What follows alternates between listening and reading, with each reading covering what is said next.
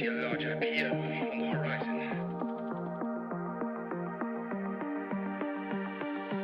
You're surrounded by journalists. Hold your position.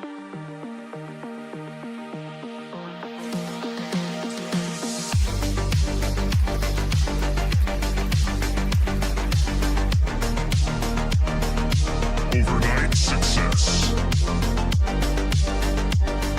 The Blazinator 3000.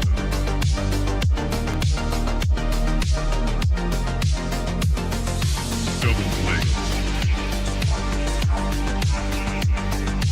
Right.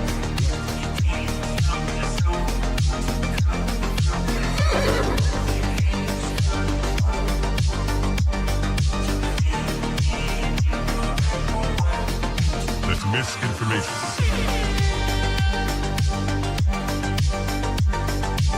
Market clearing order inbound. That's just wrong. You're surrounded by journalists. Hold your position. Come, get up.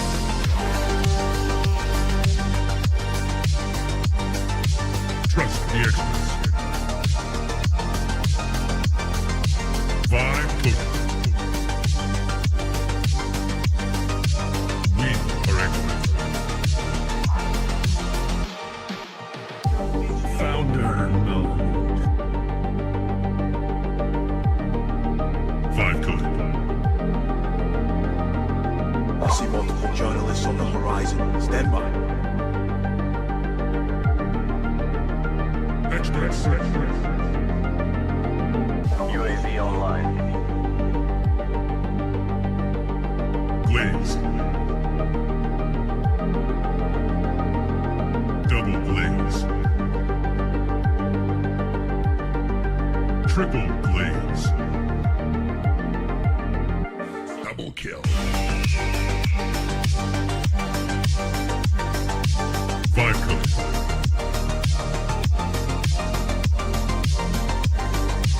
Wrong.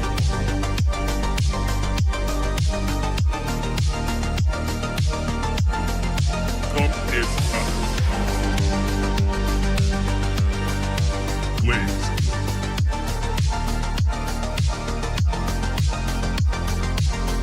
Team deathmatch.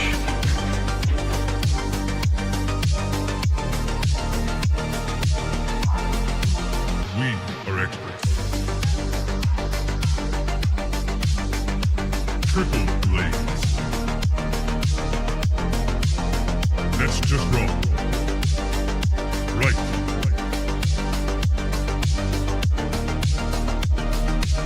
Market clearing order inbound. Come, get up.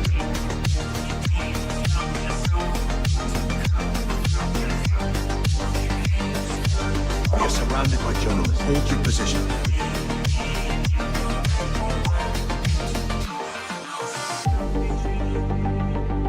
Strike 1. Strike 2.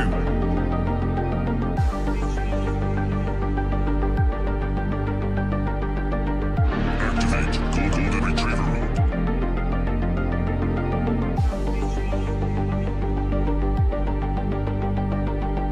Trust the experts. Market clearing order inbound. 5 coded.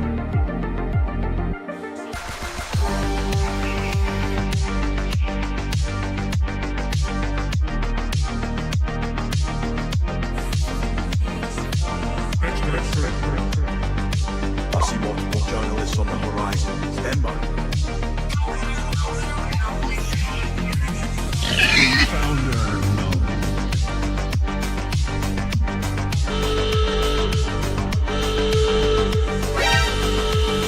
You're watching TBPN. Today is Tuesday, March 24th. We are live from the TBPN Ultradome, the Temple of Technology, the Fortress of Finance, The capital of capital. Do you know how I got here today?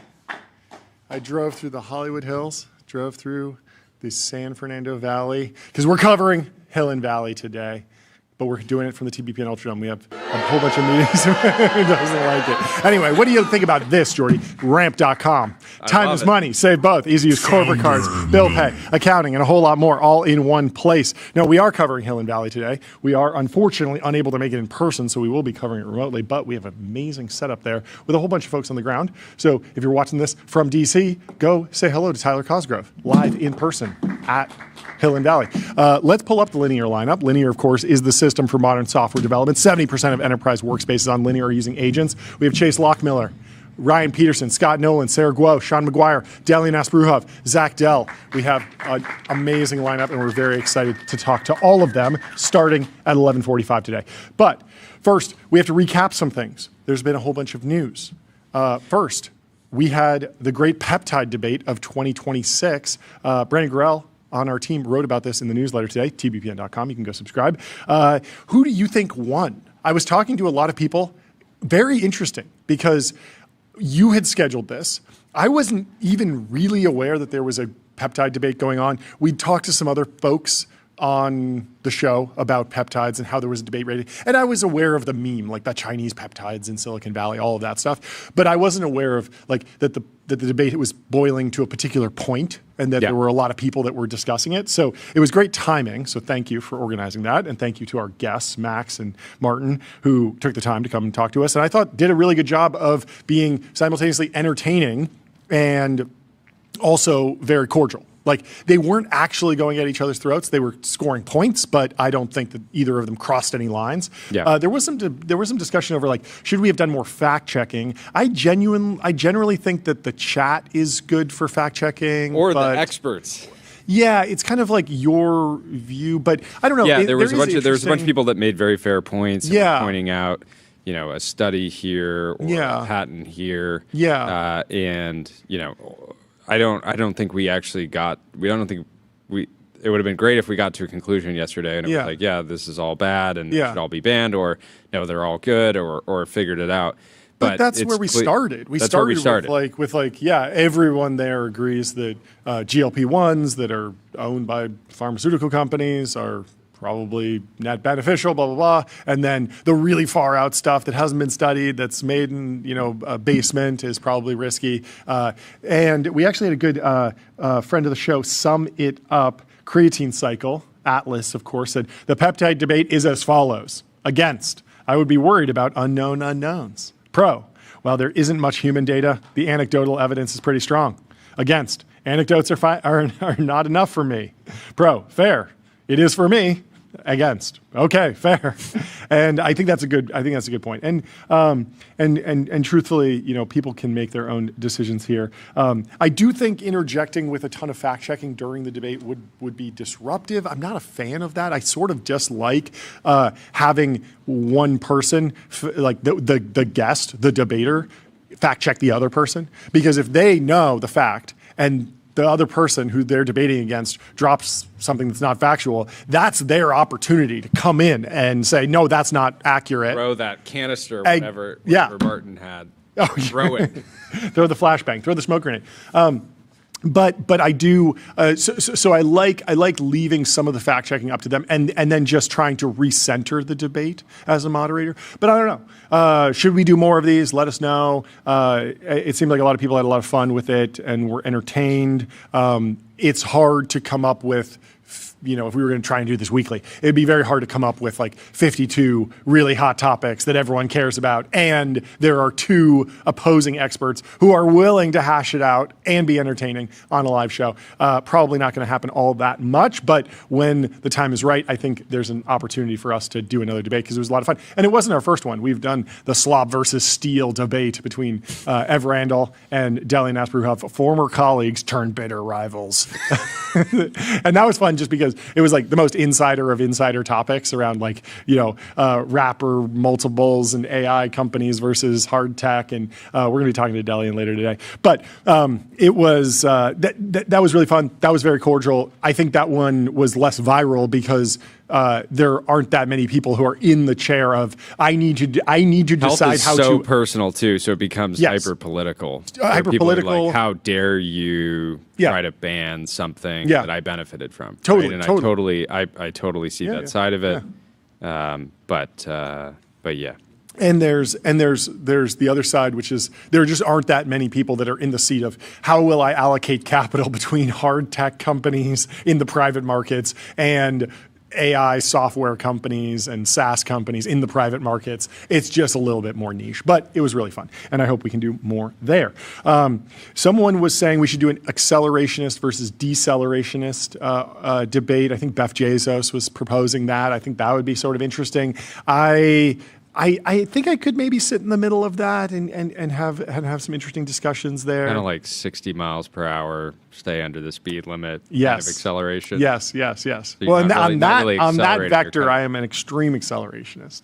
Let's see what else Brandon Grell wrote in the newsletter today. So leading up to the debate yesterday, we had several guests on the show discuss peptides. In February, Andrew Huberman came on and predicted that Retta, essentially a more aggressive Ozempic, would become a $1 trillion drug. That same day, we had longevity entrepreneur Brian Johnson on the show. He encouraged people thinking about taking peptides to be cautious because we don't know what the negative effects of these drugs are.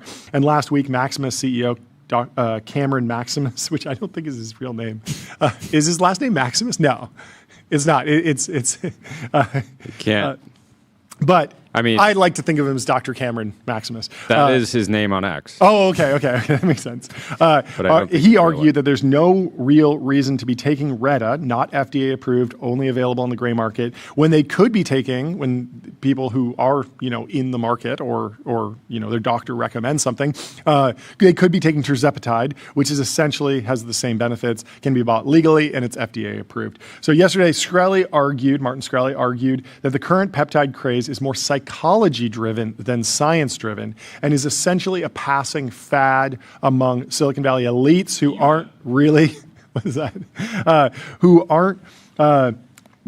among Silicon Valley elites who aren't really expert trusters. In his view, there is no rational reason to experiment with compounds like Retta when proven regulated drugs like Ozempic already exist. He thinks gray markets should be shut down entirely. And there was a big debate over how feasible is it to actually try and shut down the gray markets. Gray markets have existed in a whole bunch of other categories. I'm very familiar with the gray market for illegal flavored vaporizers because they have been the bane of the legitimate industry, the nicotine industries.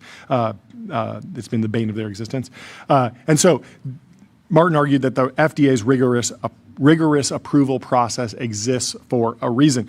Now, we had Max arguing the peptide bull case. He argued that he doesn't believe all peptides are safe and effective, but that a subset of them likely have real therapeutic value. He said that since people are already using peptides, a regulated white market would reduce harm compared to the current gray market. So lots to debate there. We'll let you make your own decisions. You can go listen to the full debate and you can see where you weigh in. Before we move on to our next story, let me tell you about Shopify. Shopify is the commerce platform that grows with your business and lets you sell in seconds, online, in-store, on mobile, on social, on marketplaces, and now with AI agents.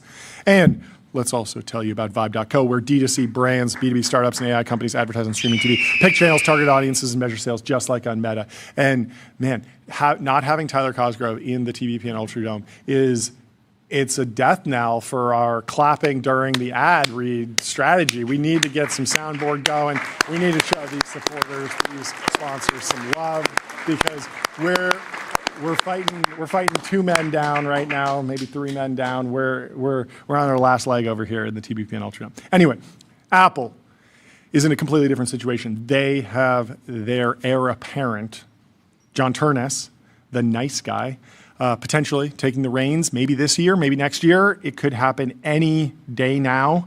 Tim Cook doesn't want to talk about retirement, but John Ternus is emerging as his most likely successor. This is from friend of the show, Mark Gurman in Bloomberg. Go subscribe. And there's an interesting profile of John Ternus from March 22nd, 2026, just 2 days ago. This was published, 5 p.m. Eastern. And it tells an interesting story of John Ternus. And I think Gurman does a great job of going deeper than some of the other reporting that had like one quote from an employee that left Apple a decade ago and was sort of vague, and that person doesn't have like any sort of profile, and it was very hard to read into who is John Ternus as a person. I think we're getting a clearer picture now, so thank you to Mark Gurman for this reporting. So let's read through some of this, and then I want you to cosplay as John Ternus and let me know, would you do things differently? Do you agree with his management style? Because this might be the management style of all of Apple soon if he takes the reins as CEO. We're basically recreating a live version of the Ternus symphony. Yeah, we're getting into an armchair, and we're going to be quarterbacking. We're going to be armchair quarterbacking Apple. So during an all-hands meeting at Apple in January, an employee asked about a spate of executive moves. The company's chief operating officer recently retired. The CFO and general counsel took smaller roles as a way to prepare for their own retirements. And in a single week in December, its heads of artificial intelligence, user interfaces, and environmental initiatives all announced their departures. While part of the exodus was related to Apple's Inc. well-documented struggles in AI, it also reflected a logical transition at a company that turns 50 on April 1st. Wow, Apple was founded on April Fool's Day? That's amazing. It's a great date. Apple stock made everyone at the top of its org chart fabulously wealthy, and many are entering the stage of life that often inspires people to prioritize finally spending some time with their families instead of the next generation of iPhones. In his response to the employee's question, Tim Cook, the company's 65-year-old CEO, struck an atypically reflective tone. He said, "When people get to a certain age, some," he said, "are going to retire," letting the word "some" hang out there in a way that suggested he wasn't talking about himself, drawing laughter from the audience. It's like, some people, they can't hang, but look at Warren Buffett, 65 to 95, most productive era of his career. Tim Cook generational run starts now. I like the idea of Cook for the next 30 years. I'm still bullish Tim Cook. I mean, I love John Ternus, but I think the 30-year run from Tim Cook going 65 to 95 would be particularly fun to watch. Anyway. Tim Cook was going to retire. Then he started experimenting with some Chinese Peptide. Oh, you think that's what's going on? He's always looked good. Now he's like, I actually got another few decades in me. I hope so. He's like, yeah, actually, it's BPC 157. It's having remarkable effects on me. All right. So he said, the thing we have to do is to make sure that Apple moves on. He reaches the next level and the next level and the next level, Cook added. And he said he spends a lot of time thinking about who's in the room in 5, 10, 15 years. I'm obsessed with this. This is Tim Cook at his best. This guy can't leave. They can't leave. He's firing me up here. Somebody's been listening to Senra. Yes, it's amazing. So Cook, who's run Apple since taking over from co-founder Steve Jobs in 2011, probably doesn't expect to be in the room himself for another 15 years, but I do. I'm betting on him. While he's given no indication of an imminent transition, he's made it clear he wants his heir to come from within the company so he can serve as a mentor. The central candidate is John Ternus, Senior Vice President for Hardware Engineering, who oversees development of the devices that generate roughly 80% of Apple's revenue. At 50, Ternus is also younger than many of the company's other senior leaders, meaning he could be in the top job longer. Ternus has spent about half of his life at Apple, half of his life. Generational run. He cut his teeth developing computer monitors, oversaw product design for the original iPad, and eventually took over development of the Mac, getting the top hardware engineering role in 2021. He's overseen an expansion in Apple's product lineup, improving quality and focusing on functional improvements around battery life, performance, and connectivity. Earlier this month, when Apple held an event in New York to announce the MacBook Neo, a $599 laptop, it was Ternus, not Cook, who did the big reveal. Little foreshadowing there. Little trial run. The next day, Ternus also appeared on Good Morning America to talk up the device, the type of media appearance Cook has generally done himself. Such public signs of confidence in Ternus have been accompanied by steady expansion of his portfolio. Last year, he took control of a secretive unit developing robots, including a tabletop device with a screen that swirls to focus on a speaker moving around the room. The smart lamp. Is this what it is? No, it's not a smart lamp. It's it's the iPad that on a swivel arm. Yeah, the iPad that follows you around so that you can ask it questions and FaceTime with your friends from anywhere. I think there's a rumor that it can do kick flips, but I'd be super into that. I mean, if it has a motor, you've seen those those robots that are on the bikes, and it's just a big battery pack with like a robotic arm that's attached to it. Have you seen this? Oh, this is amazing. Apple comes out with a smart iPad device that's just called a bicycle for the iPad. It's just a little bicycle. No. If you have a weight up here and you have a robotic arm that can hinge down, if you pull that up really quickly, you can actually jump up. And so there's all these crazy videos of these robot bikes like jumping up onto tables and stuff. It's very fun.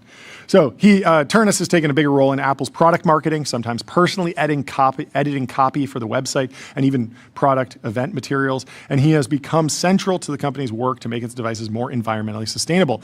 Ternus has also assumed oversight of the hardware and software design teams, making him a key liaison between Apple's vaunted design organization and senior management, meaning he's already one of the most influential people in the company's history. Current and former executives who've worked closely with Ternus, most of whom requested anonymity, say he has made a mark on Apple's hardware portfolio, reversing a trend of declining product quality as the company prioritized thinness and sleekness over performance. Quote, he is a very meticulous engineer and a judicious executive, says Tony Blevins, the company's chief procurement officer until 2022, who described Ternus as an outstanding and obvious choice to succeed Cook. So this is sort of the other side of the Ternus story from that random quote that went into the Wall Street Journal that I was sort of like, I don't know if this person is like, it didn't feel like they were operating on like the more recent run that he's been on. Like, yeah.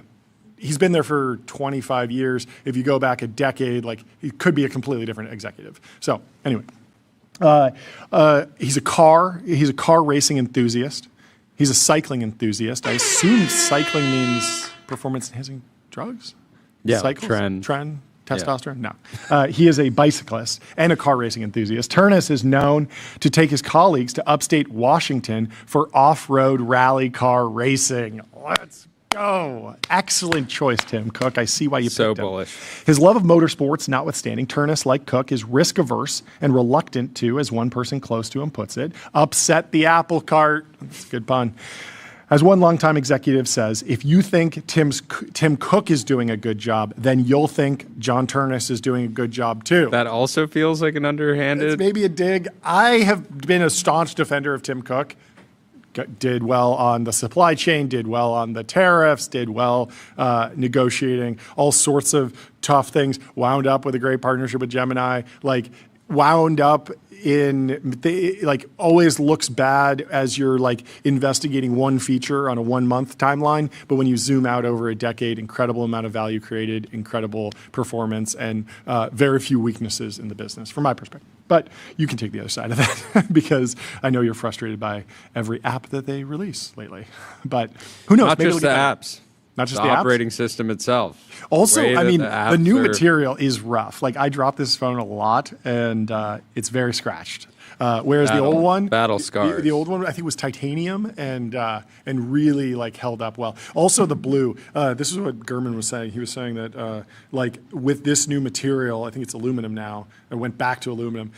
Getting the paint to actually stick on is much harder than the titanium, which couldn't have been as rich. They never could have done that bright orange phone on the titanium. But the way they like, you should just take sandpaper to yours and turn it into silver like mine. Yeah, maybe like the Casey Neistat style on the Ray-Bans. You know what he does? Where he spray paints them white and then like scratches off the white so that it has. Oh, it's really, really cool design. He's very popular for this. All right, let's maybe skip forward to talk about kind of the Vision debate, Pro. The debate that's been raging internally about some of his recent decision making. Okay, before we do this, I'm going to tell you about CrowdStrike. Your business is AI. Their business is securing. CrowdStrike secures AI and stops breaches. And I'm also going to talk to you about Fin.ai, the #1 AI agent for customer service. If you want AI to handle your customer support, go to Fin.ai. So, despite his reputation for personable management, so he's known as a very nice manager, nice guy. He's the nice guy at Apple.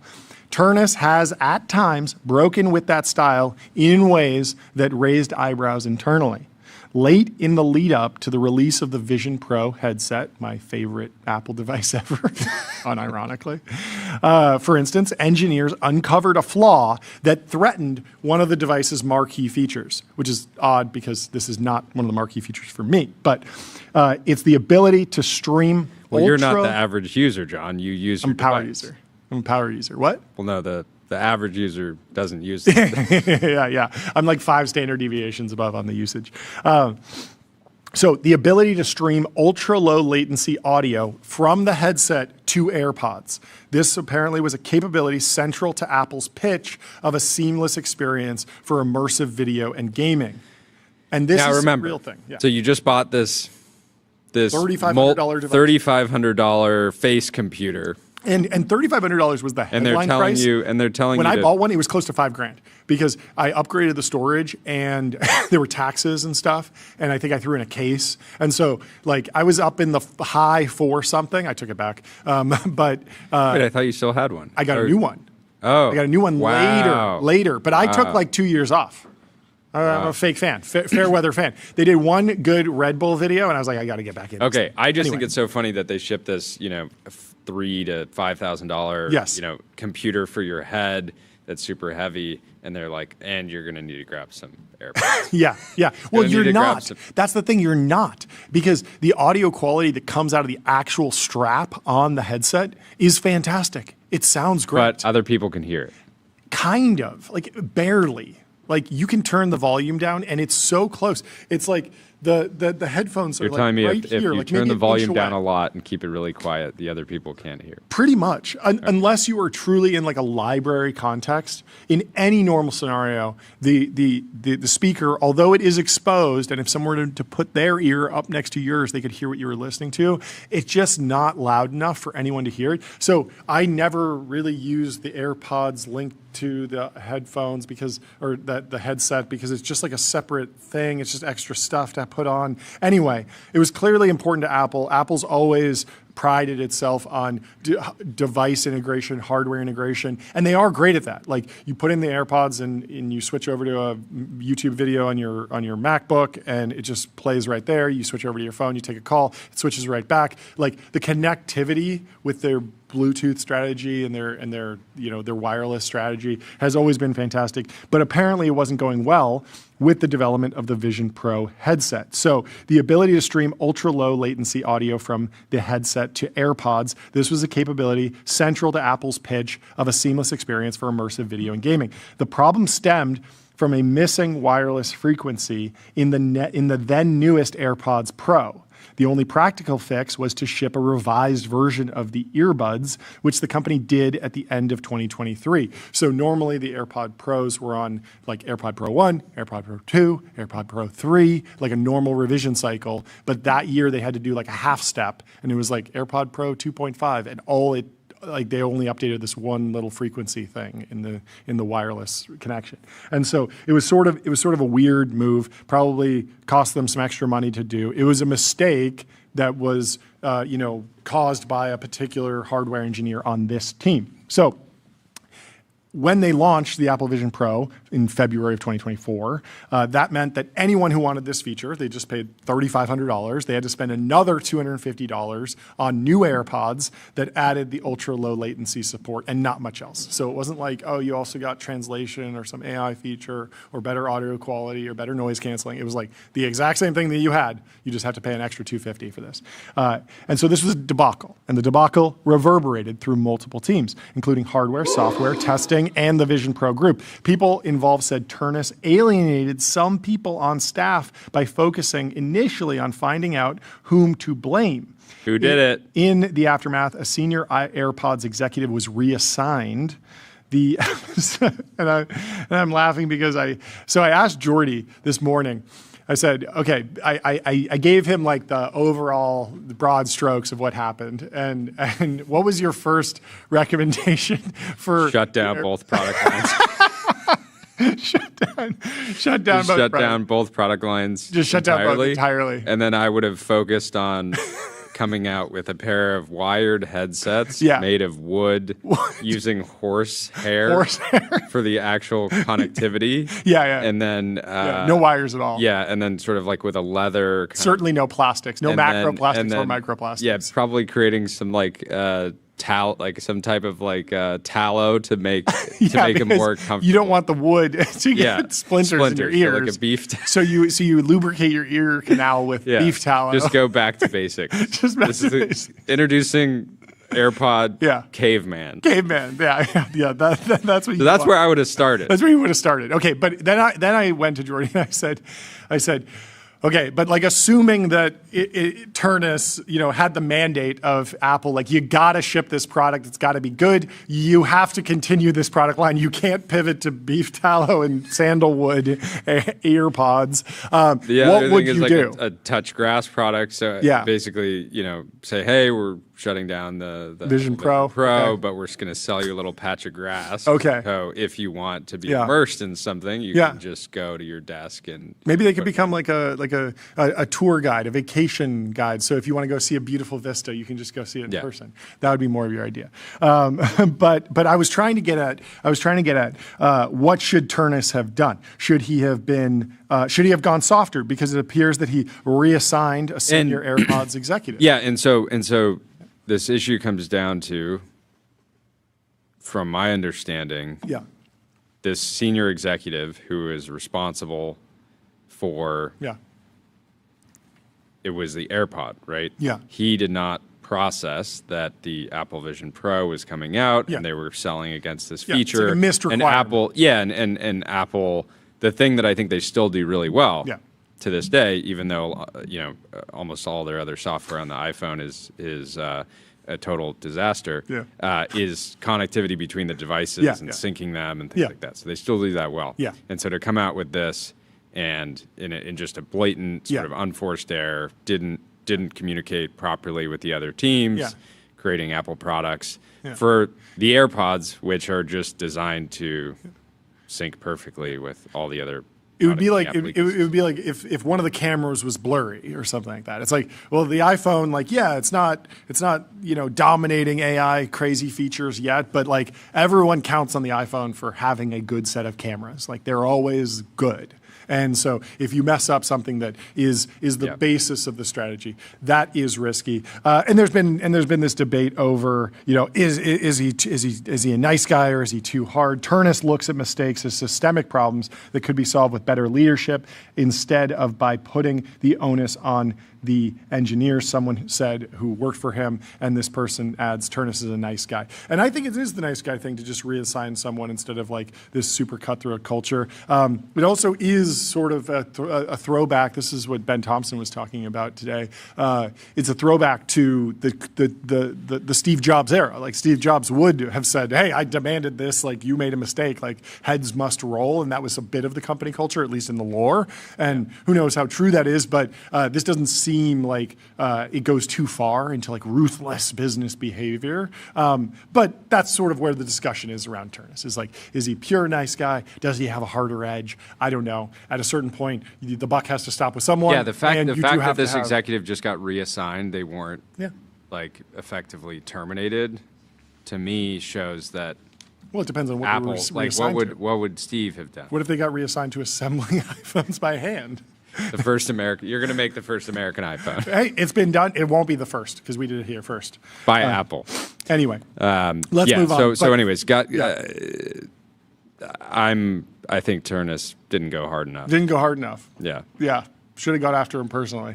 Should Yeah. have said, Figure you out caused $50 million of damages. AirPods is a $20 billion business, and we had to give people refunds and create a new product line for this, the AirPods 2.5. You owe us $200 million, and we're coming after your 401k. No, do not do that. That is far too aggressive. And Ternus didn't do that. You know, he reassigned the person, put a new leader in place to make sure that mistakes don't happen like that. This is the nature of running a big company that's high stakes, like like Apple. And overall, this profile, it still continues to give me confidence in Ternus. And honestly, agreed. Tim Cook.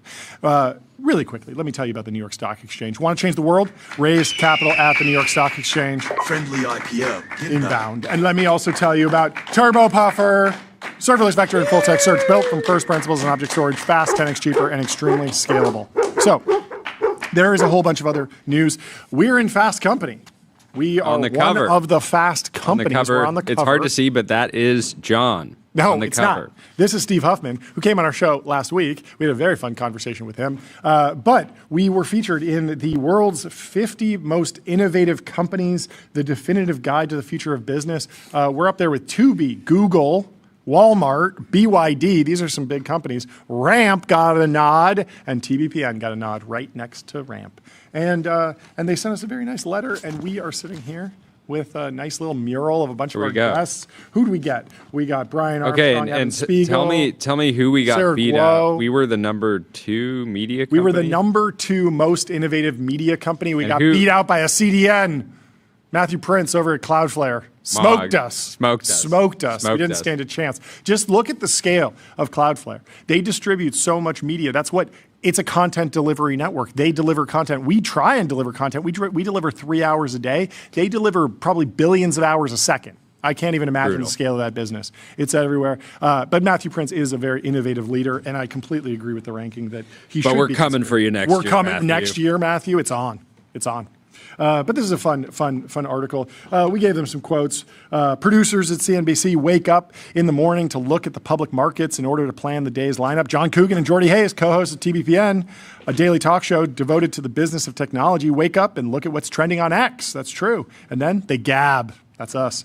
Quote, says Hayes, we cover something like 50 to 100 topics, rapid fire, 5 days a week in bespoke suits.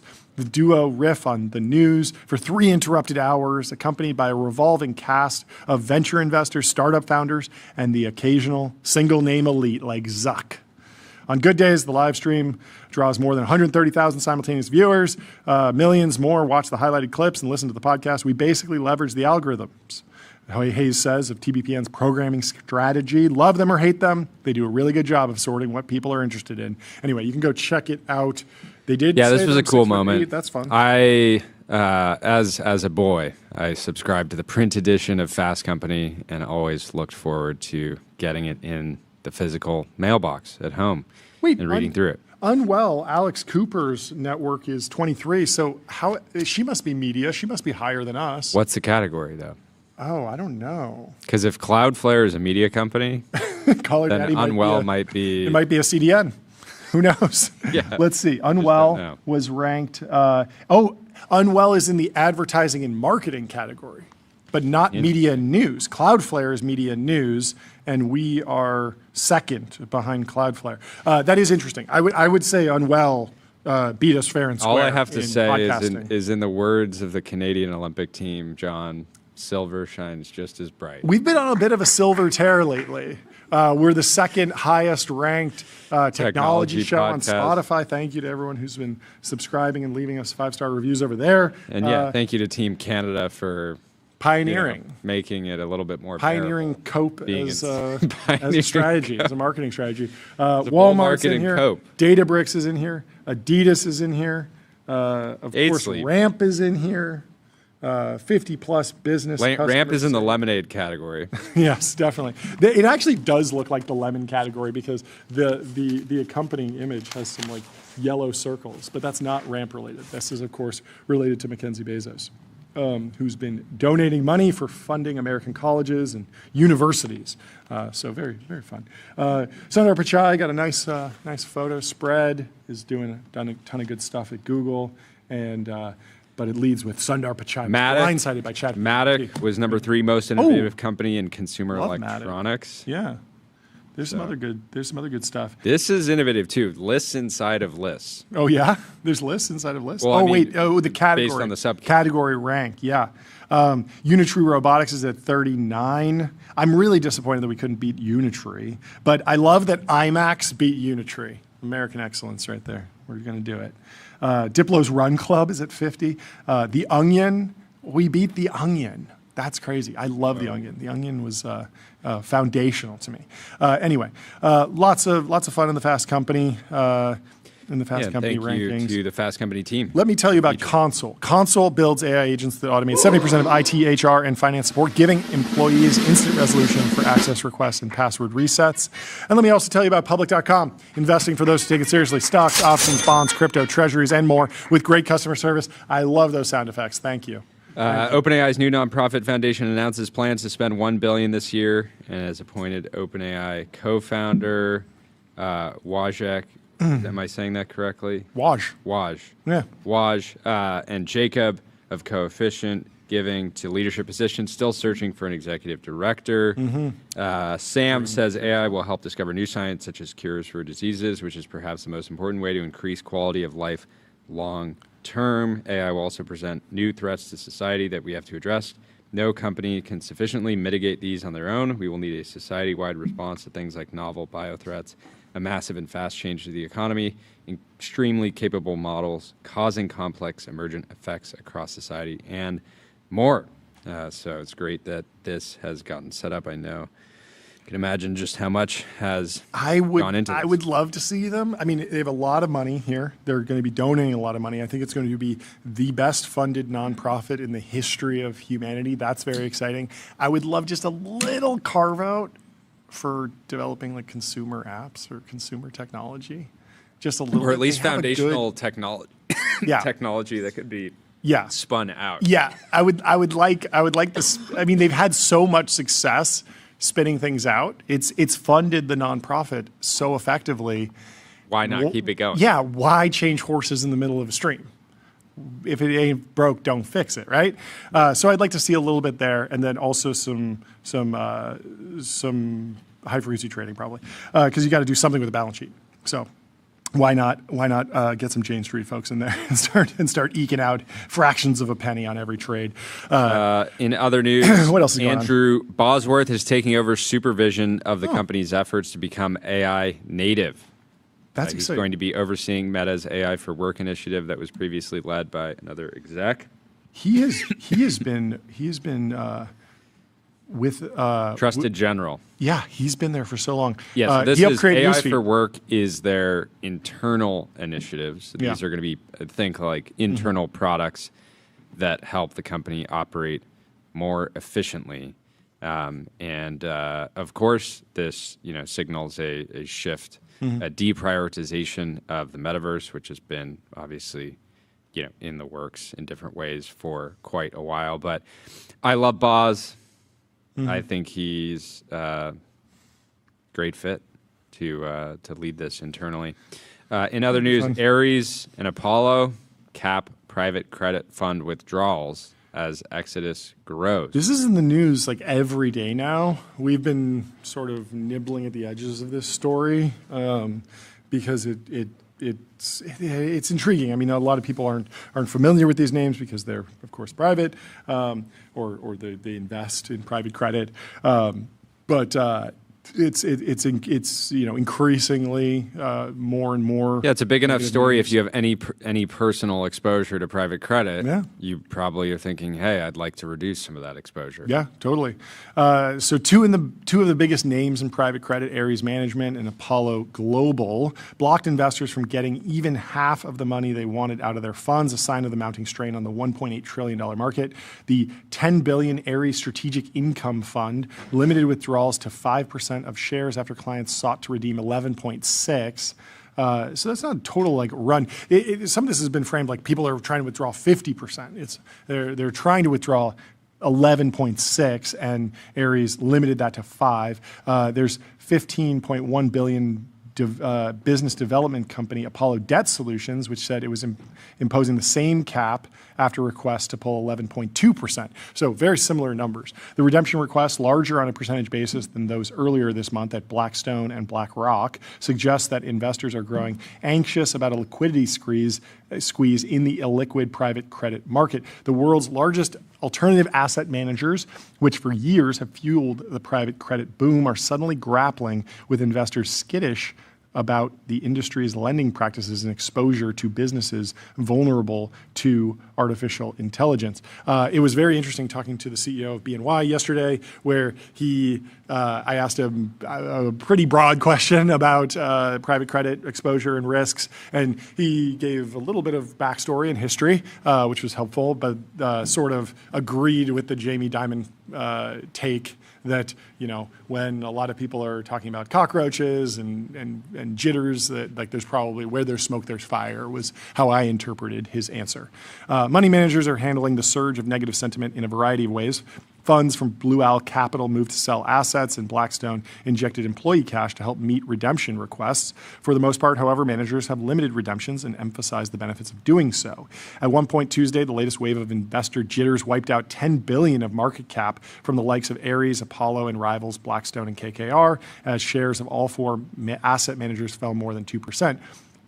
At the same time, inflows into the asset class have slowed. Weakening demand and more investors looking to cash out could constrain liquidity further for the fund, making it harder to underwrite new loans. Limiting redemptions could also increase negative sentiment. Investment in non-traded business development companies was down around 43% last month compared to the year prior. Ares, for its part, emphasized that only a small portion of shareholders sought to redeem. Notably, the majority of repurchase requests were made by a limited number of family offices and smaller institutions in select geographies that represent less than 1% of our over 20,000 shareholders. What do you think they mean by select geographies? Is that the Middle East that they're trying to sort of gesture towards, that there's more liquidity demands amongst wealthy families and family offices in the Middle East, and so that it might be more of a geopolitical issue than, I don't know. Select geographies just feels like choice language deliberately meant to point the finger or the arrow somewhere, but it's unclear. I don't know. Yeah. I wonder if we will see more reporting from what the sovereign wealth funds are doing, what the family offices in the Middle East are doing, because certainly there's new requirements and money needs to flow all over the place. The firm expects the granted redemptions to amount to roughly $524.5 million. Ares said that the fund had around $5 billion in undrawn capacity, including debt facilities, repayments from existing investors, inflows, and a performing liquid credit sleeve. Some money managers are already indicating that they're ready for the strain to continue. Apollo Debt Solutions and Ares Strategic Income Fund both said they will offer withdrawals of up to 5% of shares again next quarter. Anyway, let me tell you about Figma. Agents meet the canvas. Your AI agents can now create and modify your Figma files with design system context. It's in beta starting today. Go check it out. And let me also tell you about Restream. One live stream, 30 plus destinations. If you want a multi-stream, go to restream.com. So, Dreamer. What's going on? Is joining Meta Superintelligence Labs. Interesting. David Singleton shared, excited to announce that his co-founders, and the entire team over at Dreamer are joining Meta. The last few months have been extraordinary. We built Dreamer, put the beta in the world just a month ago, and saw magic come to life for real people. Since then, thousands of people have used Dreamer to build personal intelligence software with our sidekick in the world's newest and most popular programming language, English. Huh. They're building and sharing agents to manage email, calendar, to-dos, create learning tools for their kids, learn new languages, plan trips with friends, become better cooks, help them with work, achieve their health goals, or simply to creatively express themselves.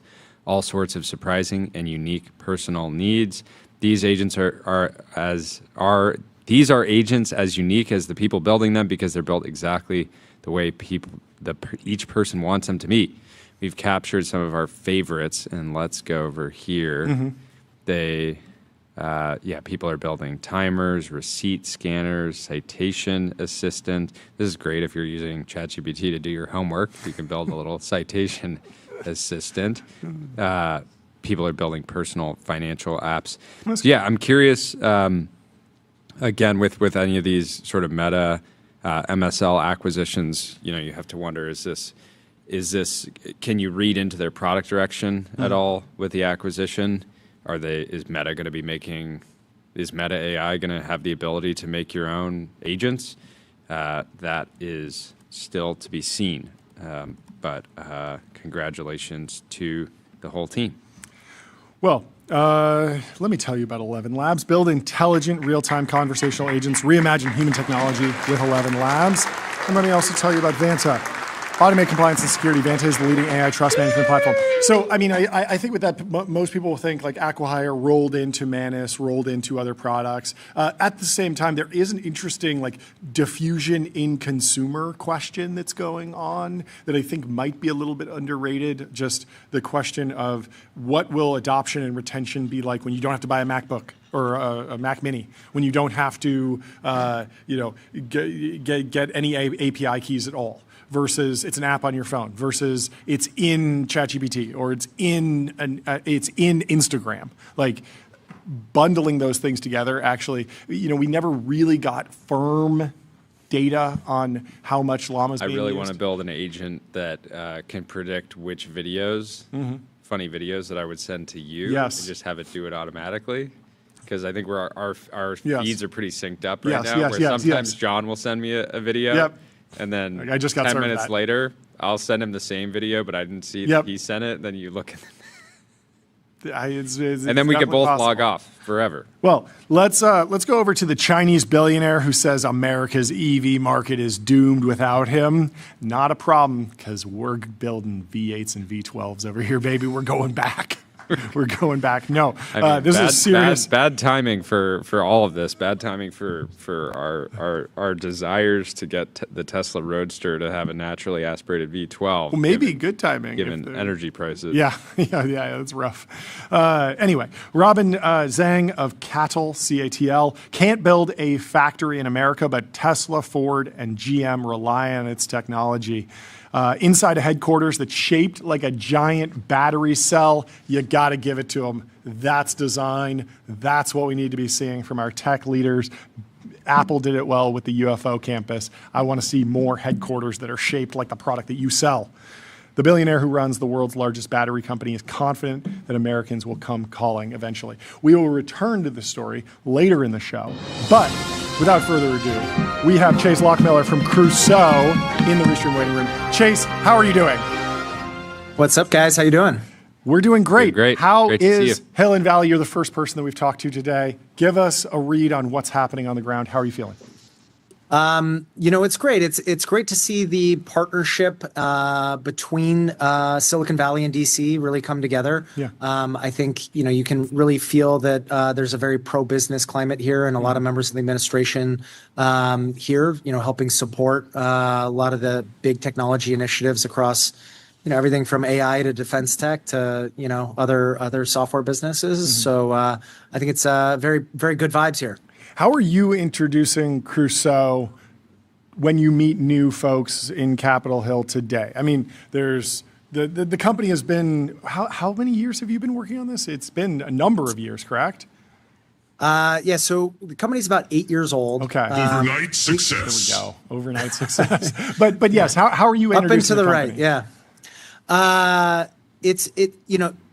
I really introduced the company as a vertically integrated AI infrastructure business where, we focus on both the physical aspects of bringing AI infrastructure to life, land, power, data center development, design, engineering, and deployment of large-scale clusters of GPUs, as well as the software aspects of bringing AI to life between orchestration of workloads across large clusters of GPUs, management of GPU clusters with, self-healing aspects like our auto clusters product, and our managed Kubernetes product, as well as, serving applications as they scale with things like our Crusoe managed inference product, where we can serve and host models and really give the key AI applications the tokens they need.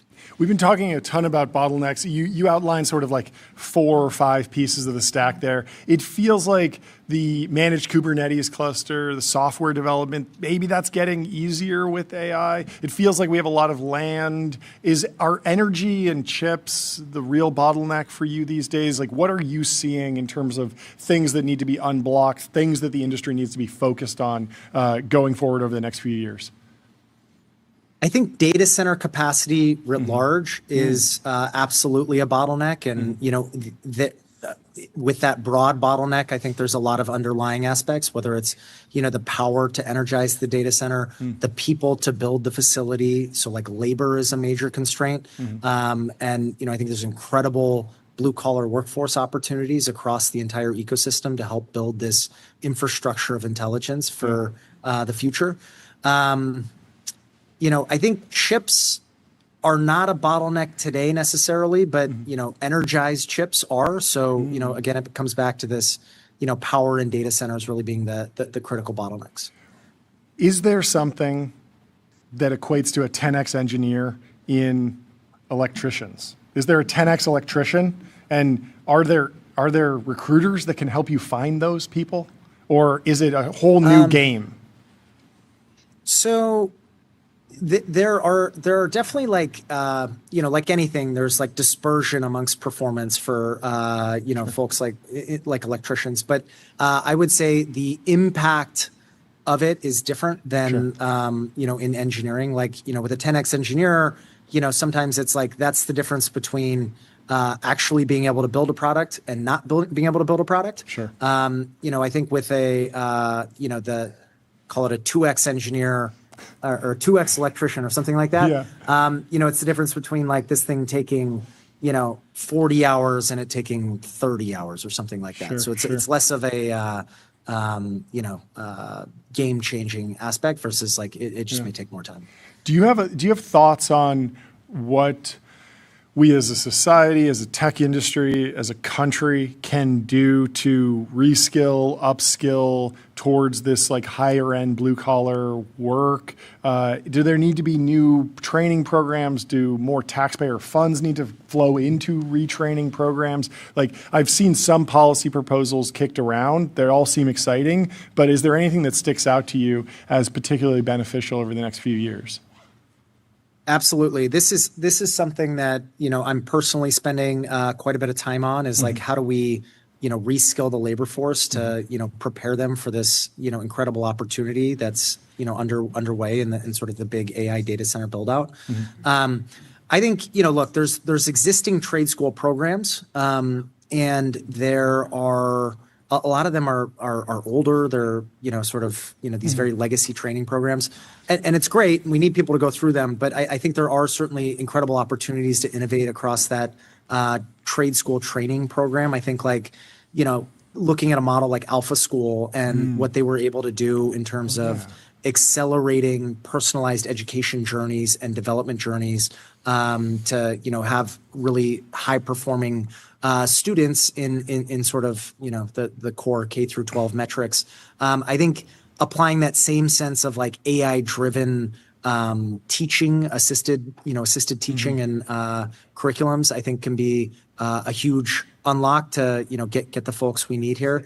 And as well as I think like, we're exploring ways to have, and naturally I think a lot of trades sort of work this way, but we're exploring ways to basically have, apprenticeship programs where there's a lot of on-the-job training and there's huge projects that these folks can be a part of and really learn by doing. And, I think there's ways we can sort of guarantee jobs, when they graduate and, things like what Lambda School did for coding. I think, there's an opportunity similar here in the blue collar trades.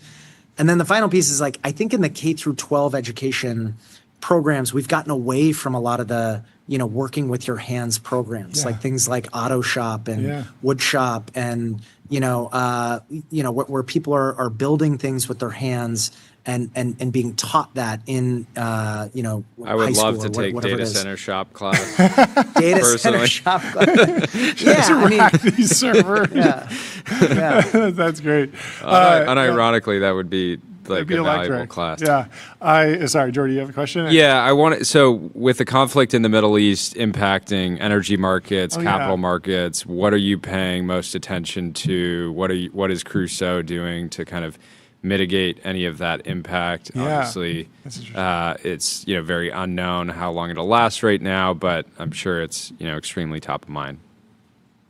This has actually been pretty amazing because while oil markets have reacted quite a bit, and you've seen oil prices go up and gasoline prices as a result going up quite a bit, natural gas really hasn't. And that's largely because of the energy independence that's been achieved here in the United States through investments from the energy innovators and private sector, as well as support from the Trump administration to be a more energy independent nation.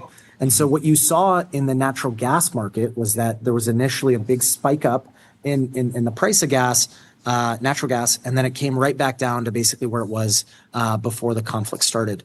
And I think that speaks volumes to the investments the administration's made and the private sector's made in terms of creating that energy independence for America.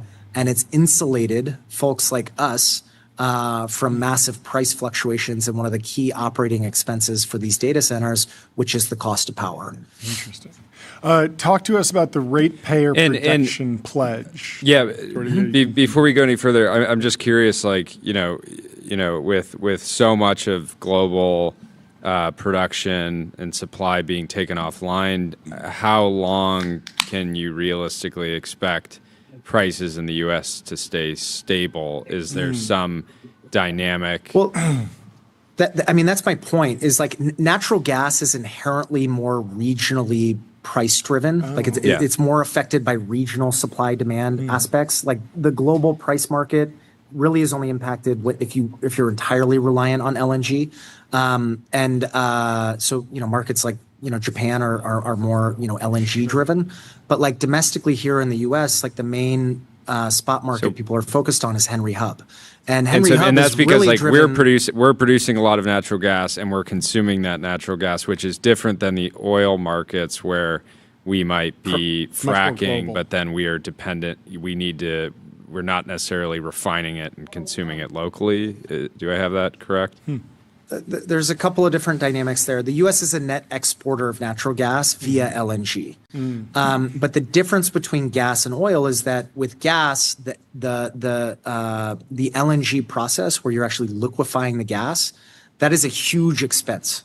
So it basically upticks sort of the overall cost of that gas. Versus oil, you don't have that same challenge, right? So if there's a shortage, even if we produce all the oil we need here in the United States to serve American consumers, we're more impacted by the global market because we could basically export that oil and it's like not a huge cost uplift. If the price is so much higher to sell oil in Europe or whatever, you just put it on a barge and send it across the ocean. Okay, but with natural gas, you have to liquefy it. That's a big cost increase, and so it kind of evens out, normalizes. Exactly. So we're because of the amount of production of natural gas and the natural gas resources we have here in the United States, we've been pretty insulated against some of these conflict-driven commodity price action. Okay, last question, we'll let you get back to Hill and Valley Conference. Ratepayer protection program. This feels like what Crusoe was built to do, and your experience has been generating power on site, going back to flared natural gas. But walk me through how you've processed the actual rollout of that pledge, how feasible it is, how realistic is it for all the different market participants to adhere to it, because it is just a pledge. It doesn't feel like it's a law yet, at least. But how have you been interpreting it, and how optimistic are you that it will have the intended effects?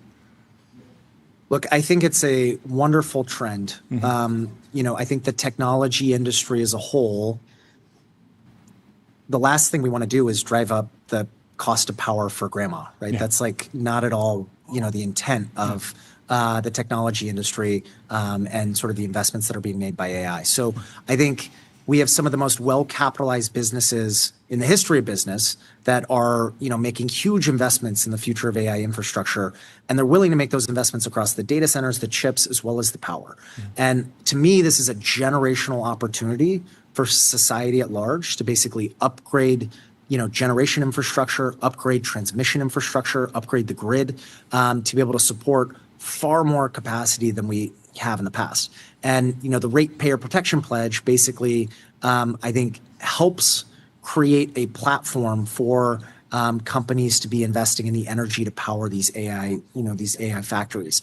And, this has been sort of the Crusoe philosophy all along. I think the trend is going to be, a new term that I've been using is this term called across the meter. And, people have maybe heard behind the meter power, where you have power gen on site behind the meter. The notion of across the meter is that you have both a generation resource that can be a gas power plant, it could be a wind farm, it could be a solar farm, it could be a battery, a large cluster of batteries. You have a load, which is a data center, and then you have a point of interconnection. And the load can basically consume all of the power that's generated on site that it needs. Any shortfalls can be pulled in and be firmed up by the grid interconnection. And then any excess power that you have from the on-site generation can actually be supplied back to the grid. And so you get this bi-directional aspect of the grid interconnection point, and that's really why it's called across the meter. But why this is beneficial is the investment in AI data centers ultimately leads to energy abundance, because you actually have all this on-site generation where you're not using a lot of it some portion of the time. And that excess energy can be supplied to the grid and actually drive down the cost for local ratepayers. So that's kind of the future and the vision that we're really building towards. Yeah, I'm extremely excited about it, and it feels like just the perfect thing at the right time, where a lot of Americans are asking for an answer, and this is like the first step in the right direction. Yeah, if that can be done at scale, the people are like, hey, I actually like these AI videos after all. They're driving my cost down. They're driving my rates down. Well, thank you so much for taking the time to join us. Have a fantastic remainder of Hill and Valley, and we'll see you soon, give our Chase. best, everyone. Thanks, guys. Talk to you soon. Goodbye. Let me tell you about Graphite.dev. Code review for the age of AI. Graphite helps teams on GitHub ship higher quality software faster. And let me tell you about Lambda. Lambda is the super intelligence cloud, building AI supercomputers for training inference that scale from one GPU to hundreds of thousands. Sabrina Halper says easy tell at Hill and Valley. Briefcase equals hill, backpack equals valley. What is the third option? What is the third option?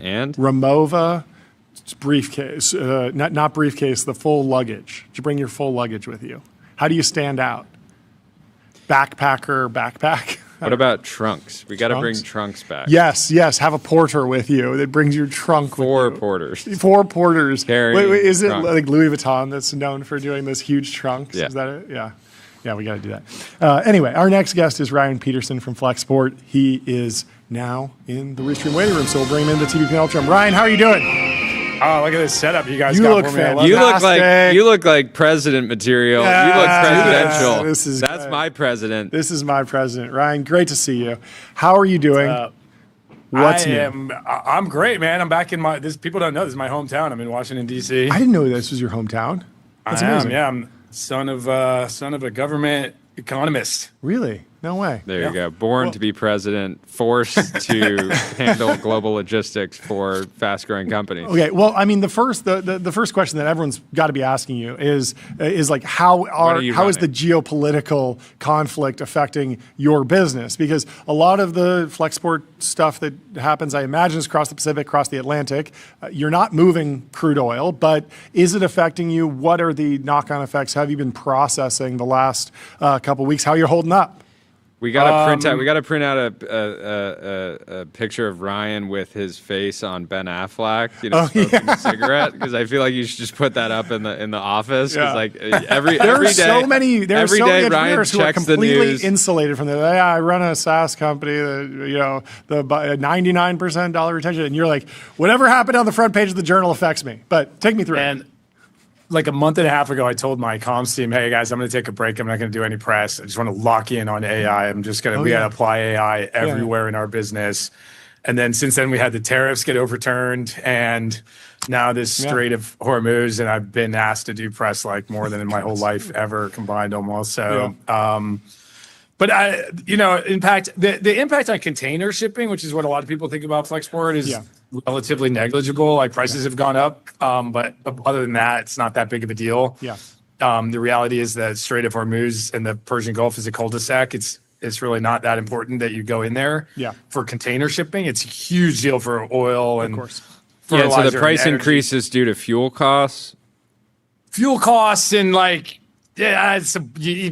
people get away with what they can get away with in logistics. So some of it is just like, disruption, let's raise the prices. Sure. The bigger impact is actually on the air freight market. Okay. Where the Middle Eastern airlines own about 18% of the world's air cargo capacity.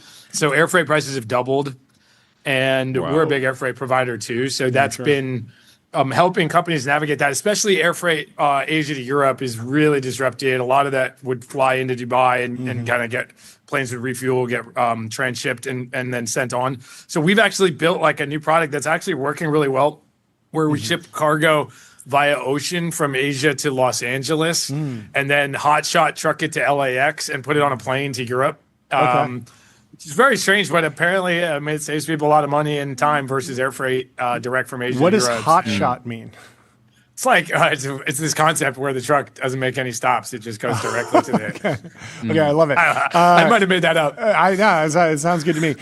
Talk to me about the tool that you rolled out for tariff refunds. Was that the first AI-driven product? I mean, I imagine you've been using AI for years, but was that the first wow, okay, we built something new very, very quickly moment for you? Because I know you've been doing a ton of investing in AI tooling, AI software development, all sorts of things. And I want to get into that, but I want to focus on the tariff tool first.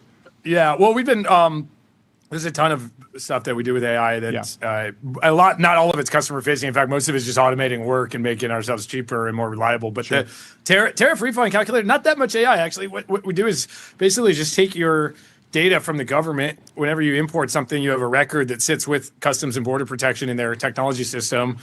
It's not a very easy to use system. They'll give it to you as a CSV file. Okay. And then we clean that CSV file and give you a report showing you exactly what you're owed. Yeah. It's not rocket science, but we were able to build it really quickly thanks to AI.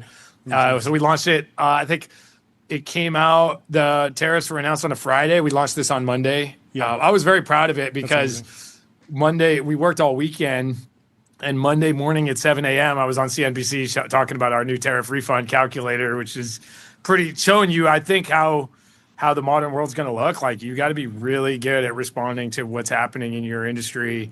And if you're that fast, I think it'll be a long time before our competitors have anything comparable. Are Flexport employees allowed to buy tariff refunds? I don't know if our employees are, but Flexport is. We will be announcing. No, I can't announce it right now, but we will be announcing a program to buy people's refunds at a discount and get them cash up front. Yeah, makes sense for businesses. So that's something we're actively working on. It's a very hot market right now, but I think we can build something unique because the secondary market for this is very interesting. It was trading in the 20 cents on the dollar range, 25 cents. And then the day of the Supreme Court ruling, it went to 50 cents. And it's now in the 60s. And even I'm hearing some trades in the 70s if your claim is big enough, 70 cents on the dollar to get paid now. But I think those guys are going to run into real problems because you have an agency problem. Like if you're a hedge fund, you bought someone's tariff refund, how hard is that guy going to work to actually go get the refund when push comes to shove? Like, you're going to have to file paperwork, and the government's going to reject your claim, and then you got to file more paperwork. And because the original owner of the refund still has to go fight for it, but they've already sold it, so they're not incentivized to go work. Whereas, it's not like you're trading the claim and then the hedge fund can go fight it. Because I feel like the hedge fund would be very motivated to get that claim, but they don't have the right to it anymore. Ultimately, it's the original importer that still has to go get the claim, and so we're going to be there to hold the hand and make sure we actually go get the claim. So I think we're uniquely positioned to help with that, and that's very exciting. Create the trust across the market. Yeah. So we're going to try to launch that soon. We're cool. Very active right now. Yeah, talk to me about the other AI initiatives. What's your approach? Is it to just tell every employee buy as many AI products as you can, do a million demos, or is it more focus on? I'm joking there. That sounds like something you would never do.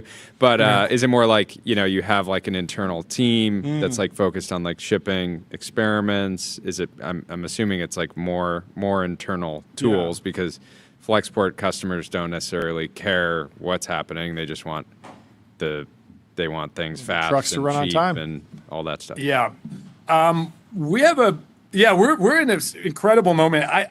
I declared code red a few months ago, around AI, because what we saw, we built this product in for AI audit of customs back in October. We launched it in October of last year. And basically what we do, we're a customs brokerage, right? We help people clear customs. So we built this, and as a customs brokerage, you have to we review about 5% of all customs entries a second time with a human compliance team. Yeah. And our error rate in that process was 1.8%. It doesn't mean that we violated customs law 1.8% of the time, just to clarify. It's like, oh, maybe we didn't declare like some free trade agreement that it was eligible for, oh, sure, et cetera, those types of things. So we then built, in October, we launched this AI auditor. So now we audit 100% of entries before we transmit it to the government. Yeah. And then by November, we started to see the data. We had gotten our error rate down to 0.2%. So it's 10 times better than the humans are. That's crazy.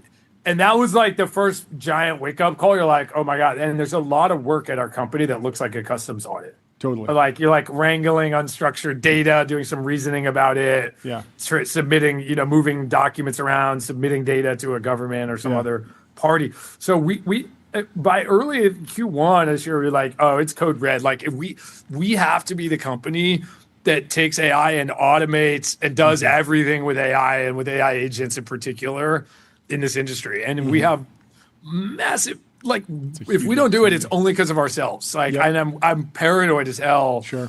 That we're like a boomer company that can't get this done because we've got a lot of people who don't have these skill set, and like a lot of people who are set in their ways. And so I've been just like leading from the front on this. We've got small teams that are kind of really cracked and building stuff, and some proofs of concept where the AI agents can do most of the work that people do. And we're telling everyone at Flexport, like, yo, this is the new reality of our business. And if you're not at the head of the curve in learning how to use AI, how to automate work, how to make yourself more productive, like, let's just live in reality. Everybody's job's at risk, including mine. Like, if I'm not able to lead from the front and be the best at this, then someone else needs to be the CEO of the company. Yeah, someone's going to build the truly AI native Flexport. Like you're not going to let it be anyone else. Yeah. Totally. One tip. And I think it'll be us, but there's a chance that it's not, right? And like we either become the most valuable company in the world or we're worthless. Like it's crazy, crazy fork in the road. One tip: we're trying to push companies, instead of doing code reds, like Mountain Dew Code Red, to do a Baja Blast instead. So you declare a Baja Blast when you get back to the office. Yes. Yeah. Okay. It's just like a little bit more like positive messaging. No. It's okay to declare code red, but every code red must be followed by a Baja Blast. Okay. Once things are really turning and you're Baja Blasted and just rolling out AI feature after AI feature, you need to declare Baja Blast, and then everyone doubles down and goes even harder on everything. But at least you know that you're operating from an even stronger position of strength. That's the goal. Yeah. Well, I'll tell you, I've been texting. One of my jobs here is to go learn like who's the best at this. And it's very interesting. There's not that much consensus. I've texted probably 10 like CEOs of kind of like really well-established tech companies that they don't look like Flexport, but they have profiles where there's some manual labor and processes and compliance and things like this. And there's a lot of figuring it out right now. And the CEOs are super energized and leading from the front, but I don't think there's yet a playbook. Yeah. For how to come in and use AI agents to do most of the work in a company. But the companies that figure this out are going to run through the economy. And I think you're going to be able to, whole industries are going to get replaced by companies that are good at this, or the companies that are in the industry have to be the ones doing that. Yeah. And that's if we don't do it, I really think the company could be worthless in a few years. So it's kind of a crazy moment. Yeah, you have so many assets and so much experience. Like it's definitely your fight to win. Are you updating your timelines on more self-driving technology or automation in the physical world based on what you're seeing with Waymo, what you're seing with GPT models getting better and better? Like it just feels like Flexport mass driver. Yeah, are you going to the moon? We are very close to that space. So we operate 5 sort of mega fulfillment centers, 5 million square feet of fulfillment, and they're pretty manual operations right now. I've been a robot skeptic in these buildings. Yeah. I just think our teams in those buildings are not that expensive, and they're pretty good. Like if I'm on the record saying like if you have a humanoid robot that has the IQ of AGI of a human, and it's only $20 an hour, like I'll hire 1,000 of them in each of my buildings, and that's kind of what we've done. That said, it sort of messes with the aura of the company if we've got AI, everything, automated everything, and then the cargo shows up at this building full of workers picking items manually and putting away. So there's some argument there. We've been spending a lot of time with our robotics fulfillment companies that have pitches here. It seems kind of commodified. The ROI pitches are pretty good, like maybe too good. I'm a skeptic. And we'll probably be investing in that space, and we'll be a consumer of it. I don't really see us building the robots. Like, I think they're a very competitive market. So that makes a lot of sense. And I think the main question is, like, how do the robot companies actually price this? Are they going to basically lease them to you like it's an hour, like on some type of hourly rate based on runtime? Or are they going to ask you to actually shell out like 20, 30, 40, 50 grand for these things, and then you have to be running the math on, okay, how quickly is this thing going to depreciate? How often am I going to have to replace all these motors? And I'm sure there's a bunch of different things they can do to mitigate that. But and I don't think the humanoid form factor is right for fulfillment centers, anyways. Like, I mean, you just want wheels, and conveyor belts. But that's like the number one demo that at least one humanoid company is doing. I don't get it. I mean, you don't need the feet, like, you just need the arm, and then wheels to bring you the if you have objects feet, to the arm. you can ride a hoverboard around. You just add the wheels, and we have hoverboard technology. $200 Temu hoverboard gets it done. No, I don't know. I don't know that. That's a good idea. I mean, there are a lot of companies working on a lot of. What happened to the stuff. hoverboards, by the way? They just disappeared in a while. Yeah, they came and went so fast. You can't commute on them. If there's any cracks in the street, you'll fall on your face. It's not good. You need to be in a warehouse, basically. That's the only use case. Were you a hoverboard user, John? We had a hoverboard. You know, Rob, he actually injured himself on one. It was very dramatic at the office. Rob from Soylent? Yes, and then we had a ban issued on hoverboards in the office because we were like, I don't know if you have a photo of Rob on a I think I do. I'll send you text one. me that, please. Yes. Yeah. It was a dramatic day where we were like, I don't know if our insurance policy covers this. It's mostly for like carpal tunnel because a lot of people on keyboards, not many people on hoverboards, and so we'll stick to the keyboards. Anyway, have a fantastic time in DC, Ryan. We hope to see you soon. Great to see you. Have a great day. Thank you. Thanks for having me on. Goodbye. See you guys. Cheers. Let me tell you about Cognition. They're the makers of Devin, the AI software engineer. Crush your backlog with your personal AI engineering team. And let me also tell you about Okta. Okta helps you assign every AI agent a trusted identity so you get the power of AI without the risk. Secure every agent, secure any agent with Okta. Our next guest is Scott Nolan from General Matter. We will be bringing him in just a minute. We can go to back to the timeline. There was a very important post in here that we need to see. A gentleman got a tattoo that we need to investigate. So someone got a 2026 Louis Vuitton glasses as a tattoo. And we will have to pull up this video because a lot of people have been wondering what tattoo they should get as a first tattoo. And Louis Vuitton glasses looks great. It looks great. And I like the monogram across the forehead too. This is ad space that has previously been unconsidered. No one's thought about this before. NASA Administrator Jared Isaacman announced a $20 billion plan to build a permanent U.S. base on the moon. We can move on from the Louis Vuitton glasses. Thank you. Over the next 7 years, NASA is canceling plans to deploy a space station into lunar orbit. The quote here is, NASA is committed to achieving the near impossible once again, to return to the moon before the end of President Trump's term, build a moon base, establish an enduring presence, and do the other things needed to ensure American leadership in space. Did he say anything about making it a state?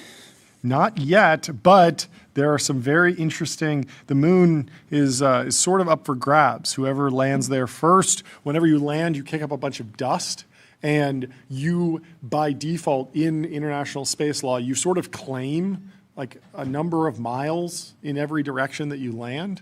And so you can sort of just rush the moon This is a controversial strategy, but let's see how it plays out for us. No. So you can't claim the moon according to space law, which is sort of flimsy. But you can't just say, "Hey, we planted the flag; it's ours," or "We claim this part of the territory." But when you land, by law, I can't just land on top of you because I would just destroy whatever you built. And so if I build up a bunch of stuff, then I sort of claimed it. And so there is a new space race afoot. But we will come back to that story later because we have Scott Nolan, who is the founder and CEO of General Matter, in the Restream waiting room. Let's bring Scott in. How are you doing? Good. Thank you, guys. Thanks for having me. Good to see you. Thanks so much for taking the time on such a busy day. How is Hill and Valley going for you? Hill and Valley's great. It seems like everyone's here. Yeah. But great discussions, great event.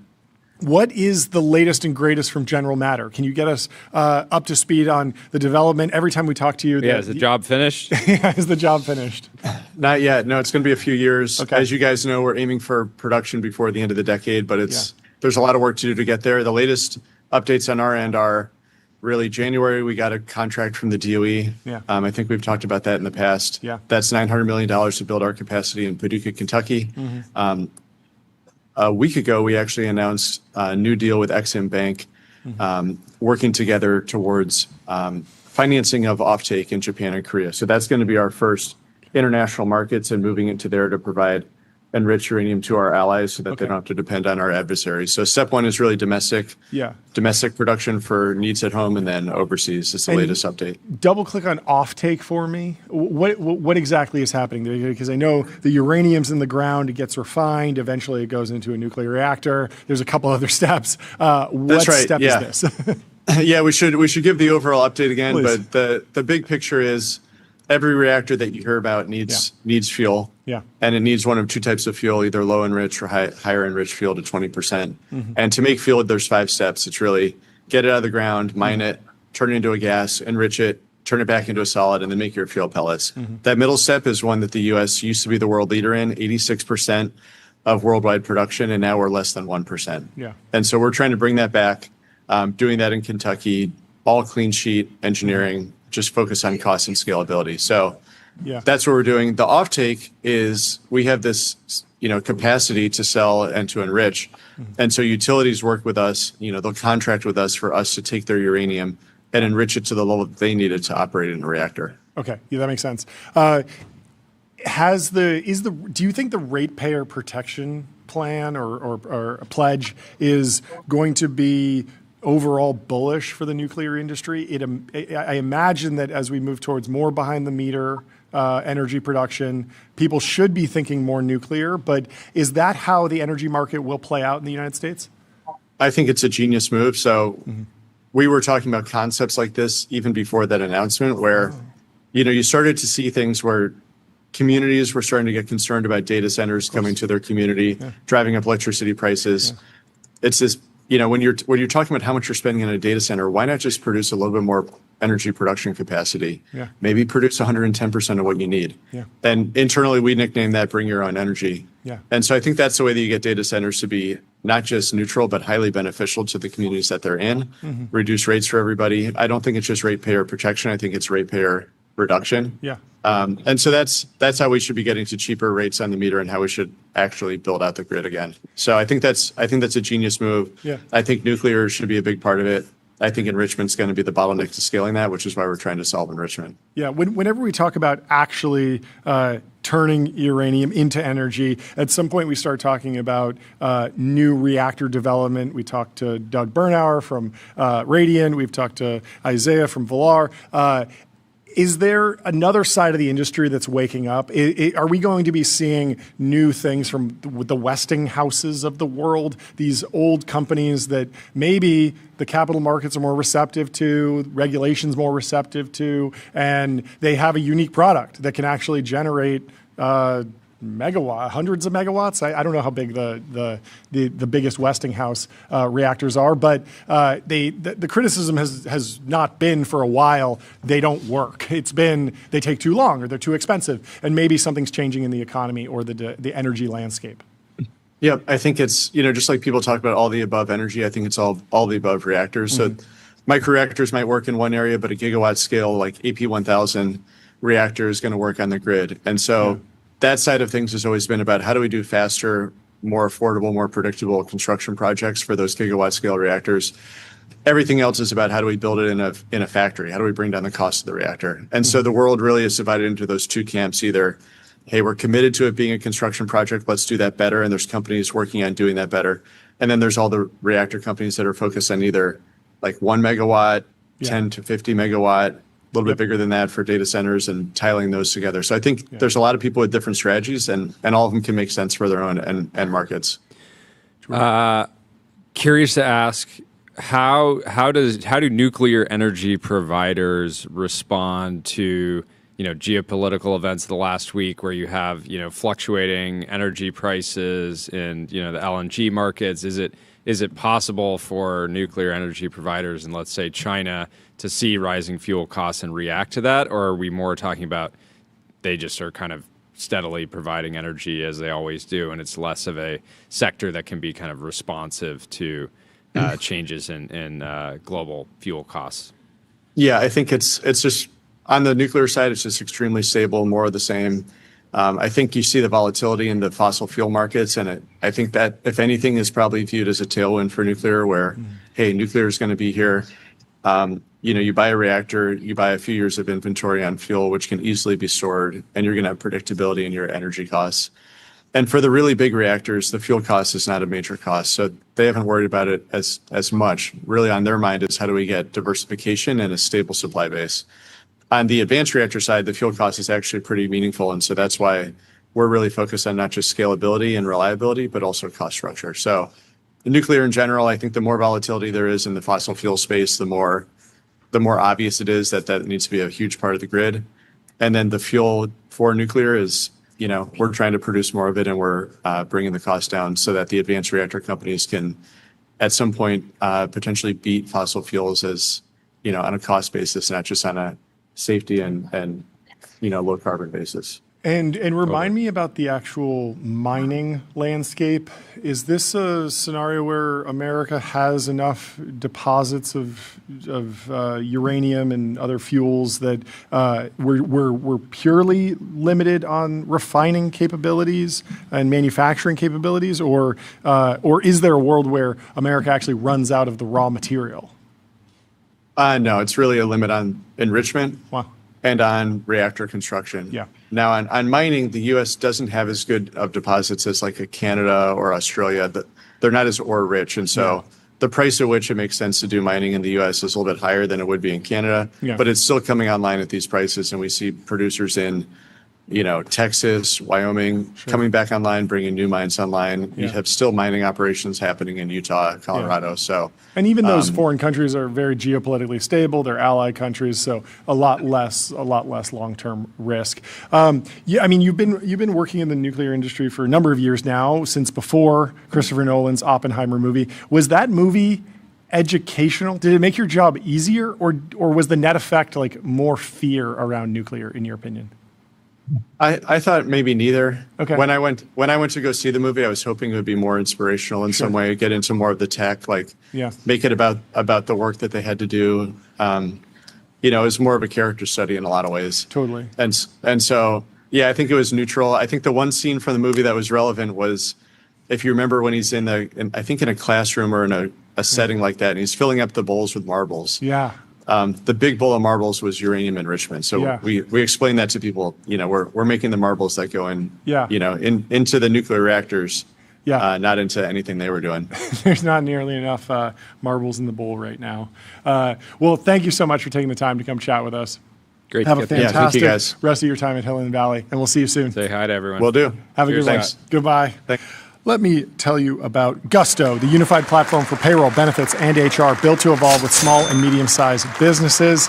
And let me also tell you about Gemini 3.1 Pro. Gemini 3.1 Pro is here with a more capable baseline. It's great for super complex tasks like visualizing difficult concepts, synthesizing data into a single view, or bringing creative projects to life. I have a challenge. Hit me. I want to teach you an Australian accent. And here's how you do it. You say this out loud exactly as it's written. Have you been to Spice lately? Have you been to Spice lately? Have you been to Spice lately? You have to read this because the words are wherever bean, you are in the world, like a pinto even if you're in the bean, middle of your spice office. like cinnamon, lightly as opposed to heavily. But when you say, "Have you been to spice lightly?" you sound Australian. It's crazy. It's like an optical illusion for your mouth, I suppose. Anyway, there's plenty of other news while we wait for our next guest to join. Let's see what else is in the news. Have you heard, speaking of manufacturing, can we pull up this video of this gentleman who runs a bowling alley? Because this is a fascinating case study in the American manufacturing and industrial capabilities. Listen to this video, Jordy. I don't think you've seen this. People always ask me, what's the hardest part about owning a bowling alley? It's not managing a bar or even the crazy property taxes on a building this big. It's actually these machines. These are Brunswick's A2 pin setters. Built in the 1960s. These things have been running here for almost a decade. Each machine has over 2,000 moving parts. That's the problem. Just like anything their age, they start breaking down. And while the parts are becoming hard to find, the mechanics who grew up servicing these are even more rare. Which is why we're starting to see more and more houses convert to the string pin machine. But just like any industry, innovation is often met with skepticism. Bowlers claim that crazy? So they're going to potentially switch to pin setters that have strings, which bowlers don't like because the pins don't fly. These are much more fun to bowl on. The crash and the free fall. Well, we don't know how to make bowling machines. We actually don't know how to make bowling machines in this country anymore. This is the only American dynamism category I care about. Yeah, move over. General Matters. Hypersonics. Sorry, Hypersonics. General Matters. Yeah, sorry, Andrew. This needs to come from We need the Bowling Company of America. Okay, that's the only category that I approve of a new name. Yes, in that style. But it does tell a very interesting story because these niche long tail manufacturing organizations are very difficult. There's a whole bunch of bespoke gears and switches and electronics and all sorts of different machinery in there that's been difficult to make, and it is a victim of the deindustrialization process that we've been suffering through for the last few decades. But it was just interesting to see it in like a viral Instagram reel. Anyway, we have our next guest, Sarah Guo from Conviction in the Restream waiting room. Let's bring her into the TV and Ultra Dome. Sarah, how are you doing? Welcome to the show. I'm great. Hey, guys. What's happening? Great to see you.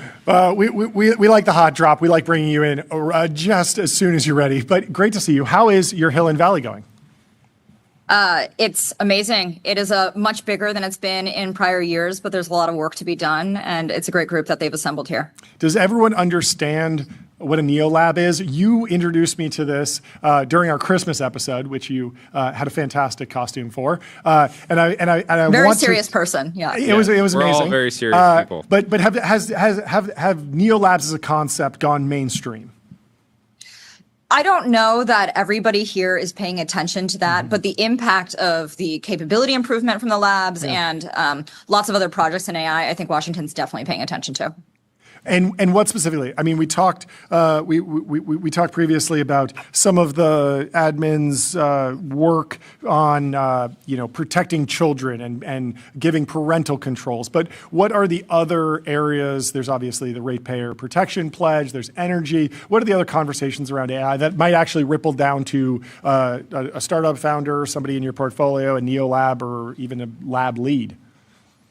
Yeah, I think one of the areas that has come to the fore is this idea that we need to have more industrial capacity in the United States to manufacture things from munitions to chips to parts for robots. And there are a lot of different strategic areas that America's given up in the supply chain. And in order to reclaim them, the path has to be automation, right? Just in terms of cost of labor. And I think there's growing recognition amongst both people in the administration, policymakers, and private companies working on it now. And what's at the top of the list? There's like zoning requirements, funding bills, tax incentives. There's so many levers that you can pull. What are people actually excited about? I think one of the basic blockers is just going to be the ability to build faster in areas that have been traditionally very regulated, right? And that could be generation, it could be transmission lines. A lot of it is about energy, actually, but some of it is about labor. Let's talk about that too.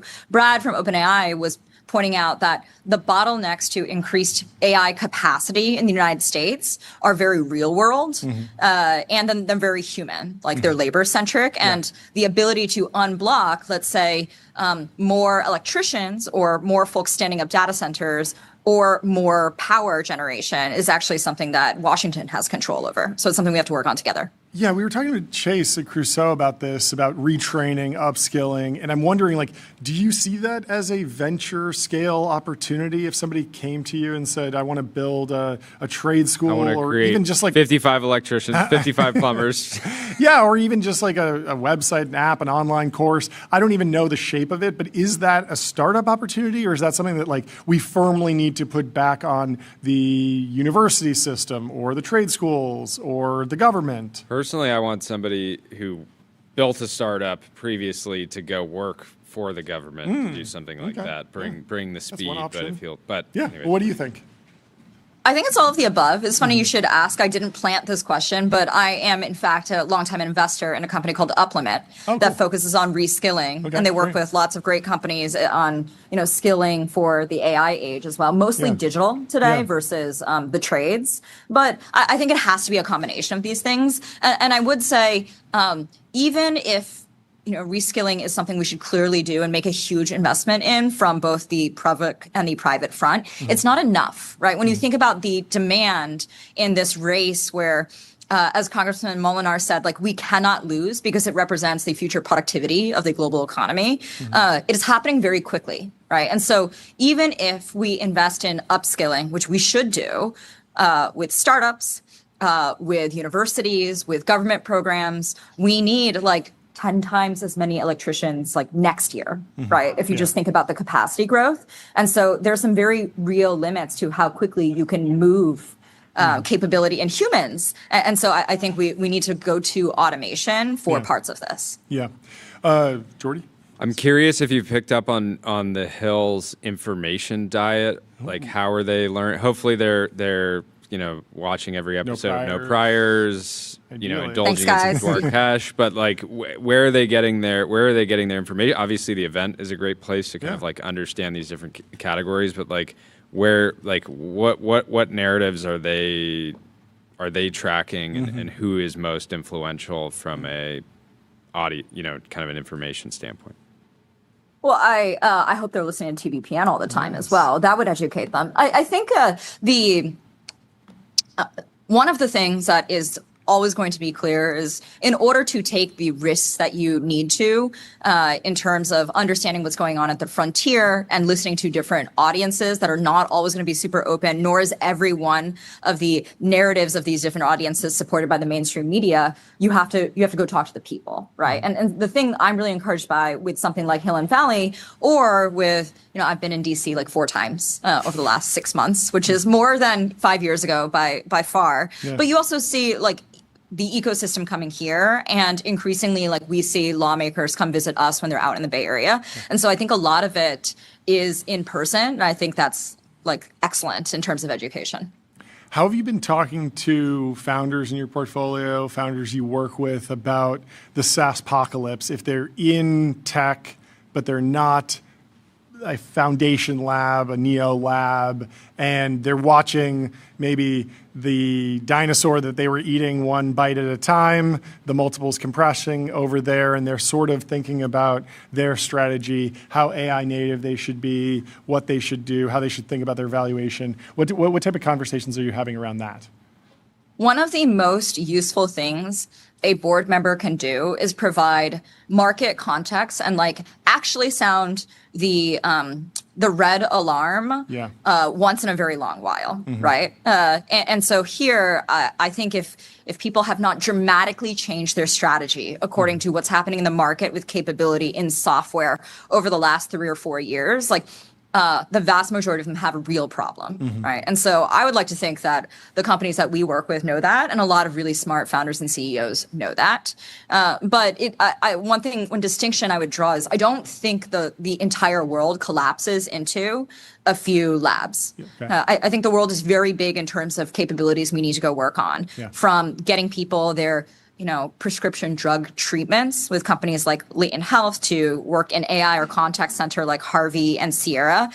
It is not clear at all to me that is in the pathway of the research work that the labs want to do and the largely productivity and code focused products that they've built. Mm-hmm. Yeah. How are you thinking about actual deployment of just like AI tools being AI first if you're sort of a growth stage CEO 5 or 10 years into your journey and you need to go and sort of revitalize the company? Are you more of a fan of, crack like labs type team that has the authority to go and rewrite systems and vibe code tools and try and speed things up within the legacy structure? Or is it sort of the all hands meeting and everyone is going to be onboarding to AI tools today or they're going to get left behind? How do you think about the trade-off between like verticalization versus horizontalization within a company? I think that there's probably like 3 elements you need to really upgrade a software company for the AI age, right? You need, first of all, the urgency, which is if you were a enterprise software company in the last decade before ChatGPT and you had kind of won your market in terms of adoption or lighthouse customers at, let's say, scale of more than 100 million run rate, you felt pretty good about the future, right? Mm-hmm. Barring, limits to your market size at some point. I think everything has become much more challenging for workflow software companies. And here's where the willingness to back founder-led companies, and you see founders coming back in and getting much more active about this at companies, at technology companies of all scales, where they have the moral authority and the urgency to say, we need to operate very differently. And so I think that's element 1. The second point is what you said, which is, given it's a general capability, then you actually want every, great companies, it's not just like one function is good, like often you are good at everything, right? Mm-hmm. You are good at finance and G&A, you are great at sales and marketing, you are great at building product, you are really smart about strategy. And so I think in every dimension of the company, maybe it's the all hands you describe them, maybe it's hackathon, maybe it's just like allowing for internal use and experimentation and making that a norm, but you need everybody to do it. And then I think the third piece is like, how do you create this compounding motion where you get a huge part of the business to be driven by AI such that you can make these very, kind of innovator's dilemma decisions about where to invest and even how to price? Mm-hmm. Maybe that is a labs team. Maybe it is a founder with the moral authority to do things like Simon at Notion. Maybe it's an acquisition if the company is lacking the talent. But I do think you have to do all 3 of these things at once. ChatGPT moment in robotics. Has it already happened with Waymo? Or do you think it'll look like something else? Do you think it can look like that, given that physical AI can't just be instantly distributed through every iPhone? How are you thinking about physical AI broadly and kind of breakout moments? I think we will see it in the next 2 years. And Waymo and robo-taxis, these are absolutely the first version of autonomous robotics that most people will see, but it's a very large physical world. And we still don't, I think in certain communities, in big cities in California, the acceptance speed, consumers are hilarious, right? They're like, I am never going to get in a Waymo that looks unsafe. Yeah. And then the second time they sit in the Waymo, they're like, oh, maybe I'll pull up my phone because I'm already distracted, right? Yeah. And the third time you get in the Waymo, you're like, I can't believe that this thing doesn't go any faster. And like, it went to this point in my driveway instead of right here. Yeah. And so I do think we're going to have that transition very quickly. And it's a huge opportunity the way, the 900 million users are now on ChatGPT or more. Yeah. But I think we're going to see it in different functional areas, right? Mm-hmm. And so I sit on the board of a company called Sunday Robotics. You guys have met Tony. And so whether it's them or somebody else, we're going to see them. I think we're going to see robots in the home. And that'll be the first time people believe that it's possible for a robot to do general work, as well as in manufacturing. We really need it in manufacturing and industrial environments as well. That's very cool. Another sort of prediction, Ben Thompson called ChatGPT or OpenAI like the accidental consumer company. They were very much like a neo lab in the sense they were just doing research and then they just wound up with a consumer product. Do you think it's possible that we'll see another consumer application emerge from a Neo lab or something like it? Yeah, I'm betting on it, and so I absolutely think that the chat box, the ability to interact with information in sort of mostly a single turn, but sometimes a conversational way, where yes, you increasingly add data sources actively, is one way that consumers will interact with AI, obviously, but the OpenClaw was this very interesting phenomenon where it was a combination of a bunch of really interesting ideas that still hasn't penetrated the mainstream consumer, even though tech audiences are very excited about it. And so I think that's just one signal of what's to come when you have long-running agents with some idea of memory and persistence and ability to do things on people's behalf. And we'll see other examples of this as well. Yeah. Jordy, anything else? No, this was great. Enjoy the rest of Hill and Valley. Thank you so much for taking the time to come chat with us. Great to see you. Good to see you guys. Have a good one. Goodbye. Cheers. Let me tell you about Sentry. Sentry shows developers what's broken and helps them fix it fast. That's why 150,000 organizations use it to keep their apps working. And let me also tell you about Labelbox, RL environments, voice, robotics, evals, and expert human data.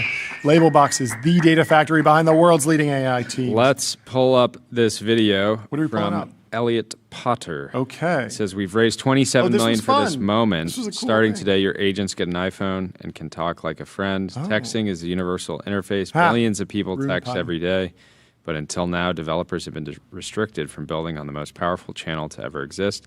Link is a single API for iMessage, RCS, SMS, voice, and even FaceTime and Find My. Nothing for users to download, nothing new to learn. We're already powering Interaction, Pika, Lindy, Zoe, Dimension, Tomo, and others we can't name yet to bring this new ecosystem to life. Join them and start building for free in our sandbox, linked below. Let's pull up the video with some sound, please. Can we start over? Apps are the past. We're already in territory where That's iOS us. and the App President Store Mark. are That's the legacy Germinator. features, and that's the move forward.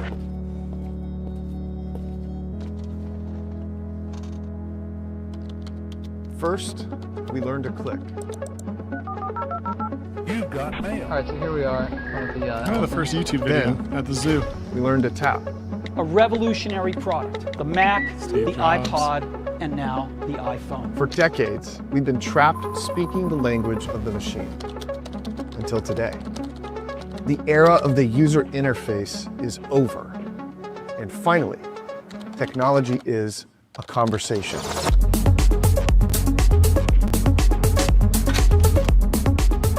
Link is a single unified API for building conversational experiences. We give you direct access to iMessage, RCS, SMS, and voice. I'm very interested in how So the top of long your app. this will work, how happy Apple is about this. This feels like something Apple wants control over. They love the walls around their garden. And a lot of companies that have done this have kind of gone up against the folks in Cupertino. And Got cooked. they got cooked sometimes. I don't know. Of course, I mean, there is a way that they do a deal with Apple, and Apple loves it. There's been some back and forth on the timeline because potentially this post was paid to be promoted, and we were not paid, by the way, to react to that. But Sheil Monat, friend of the show, received a DM asking if he would comment or quote tweet. Nikita Beer chimed in and said, "Are any comments on this post real?" Because he is fighting a fight against sort of astroturfed content where startup launch videos will go to a number of people. This is like an old playbook. You send something to your friends, say, "Hey, I launched today. Like, would love you to show me some love," and that's fine, I think, according to X's terms and conditions. But I believe that you cannot pay someone to comment, engage, retweet, or like your post without disclosing that. And so Nikita has been very quick to roll out.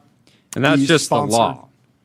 That is the law, that you can't pay someone to like your post, I imagine. I don't know. I was talking about just in general, if somebody pays you to promote something. Yes. The person promoting it has to disclose. Yeah, I know that from FTC rules, like I can't tell you like, oh, AppLovin, like maybe they're sponsored, maybe they're not. Profitable advertising made easy with Axon.ai. Get access to over 1 billion daily active users and grow your business today.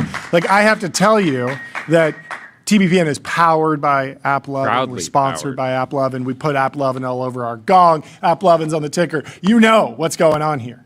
It's a promoted post. It's a sponsored integration. They're an advertising partner of ours. We love them. But we can't just secretly be doing that. And there's been a lot of that on X, and there's been a lot of fear around what that would mean for the X ecosystem if every time you saw a viral post, you were like, this was amplified artificially. Without disclosure. And so Nikita Beer rolled out the paid post tag. I'm still a little vague about it because like if I do mention RAMP in an essay and I post about it, but they didn't pay me to include them and I'm picking them off the shelf, but I picked them because they sponsor the show. Like, do I need to disclose the whole thing as a paid promotion or can I not mention RAMP data? But if you're mentioning someone in an essay is not. Yeah, or like if I talk about RAMP data set, So it's all a little bit iffy. I mean, hopefully people see our disclosures and know that we have a number of advertising partners and we're very transparent about this. But there certainly is a push to be even more transparent, which I think. John, we have some breaking news from the New York Post. What's this? Squirrels are vaping e-cigarettes after mistaking fruity aromas for food. And let's pull this up because we need to. Clearly, this is so important. You have a video? How do you even find this? Just pull up this picture. Here we go. Squirrel was caught. This is hard-hitting reporting. This is the story you need to know about. This is funny. Is so sad. Very sad. This is devastating. Yeah. We got to keep these off the streets. Did you know that the way that illegal vapor products, like probably those that are pictured in that image of the squirrel vaping, the way that the illicit market is measured is actually through trash surveys. So companies and regulatory bodies will pay surveyors to go out, pick up bags of trash in, let's say, Manhattan, and dig through them and say out of how many legal products did they find and then how many illegal products did they find, because the people who buy illicit, not FDA approved vapor products might use them.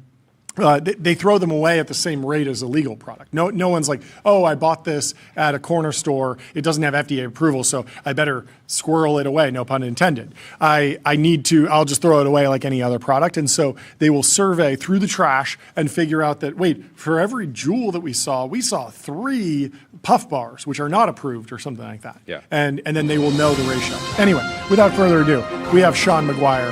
Casey Handmer. Oh, Casey Handmer's here. Surprise guest. Oh, fantastic. Surprise guest. Sorry, Casey. Great to see you. How are you doing? I'm very well. Definitely not Shaun Maguire, though. Shaun Maguire is coming on in about 10 minutes. Thank you so much for joining. This is such a treat. This is even a surprise to me. Anyway, for those who don't know, reintroduce yourself for everyone. Hi, my name's Casey, and I'm the founder and CEO of Terraform Industries. Longtime fan of the show. Longtime fan of you. Thank you for the tour of your amazing castle. One of our all-time I don't want to dox guests. your location, but Casey has like the coolest office I've ever seen. It's amazing. How is progress going? Have you outgrown that facility? How many what are you building, and how many of them have you built? We are bursting at the seams, Really? which is a lot of fun. Yeah. And we've got machinery through all the parking lots. You should come and visit again sometime. I would love to. Bring the camera. We'll do a candid walkthrough. That'd be amazing. It's a lot of progress. It's really exciting, actually, getting to stand up our own in-house manufacturing machinery. Yeah. Really like having to decide, do we spend $500,000 on buying this machine from somewhere, or just get an intern or two to build one and learn how to do it from scratch? And almost always it's better just to let the American engineer kind of learn how to do it, and then we own that information forever. It's super cool. Yeah. We were watching a video of a man who owns a bowling alley and was lamenting the fact that his machines are from the 60s and he can't figure out to fix them and the parts aren't available anymore. But I think with a little elbow grease he'll be able to keep those working for another 50 years.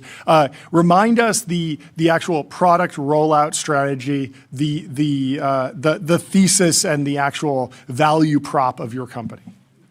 Yeah, so Terraform Industries makes synthetic fuel from sunlight and air. So we're making methane and natural gas, and we're also making methanol now, which is a precursor to liquid hydrocarbons. Okay. So these are all in the news recently. Yeah. And it turns out that historically, if you didn't have any underground, you had to depend on getting them from somewhere else, and really hope that the US Navy stood between there and here to make sure that the fuel got there safely. Yeah. So for my fellow Australians still at home in Australia, kind of staring at monitoring the situation type website with about 30 days of fuel left for the whole country. Yeah. But that's not the case. You can actually, with modern technology, you can synthesize as much synthetic fuel as you could possibly want using nothing but sunlight and air. And that's what we're working on. And so obviously there's like a pretty sizable R&D effort because this capacity does not exist at scale in America yet. Where are you in the research and development cycle versus deployment cycle versus testing, scaling? How are you thinking about the next few years of the business? Yeah, that's a great question. So technology has actually been around in one form or another for more than a century, but the real challenge is innovating on cost, because America's frack has got really good at making oil and gas quite cheap, which is great for all of us. But if we want to participate in that market, we've got to match them on price. Yeah. As far as participation goes, we've been hard at work for more than 4 years now on R&D, and we've really basically managed to solve all the major technical problems. We're right now in the process of building and integrating full-scale system on our test site in Burbank, and actually this is breaking news here on TBPN as far as the wider world is concerned. We've broken ground on a test site in the desert as well. So we'll be. That's great news.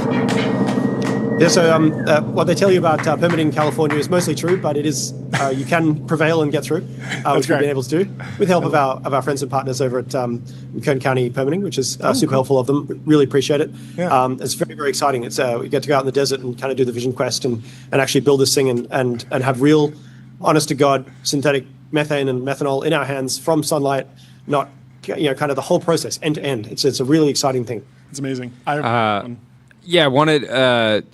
In a perfect world, you could clone yourself and have one version of you just posting about energy and energy markets, and then the other version of you building your business. But since we have you here, how give us an update on current kind of LNG shortages globally, how you think the market will kind of react and evolve to so much supply coming offline. You mentioned Australia, but is everything priced in yet? Is it not priced in? What are you watching?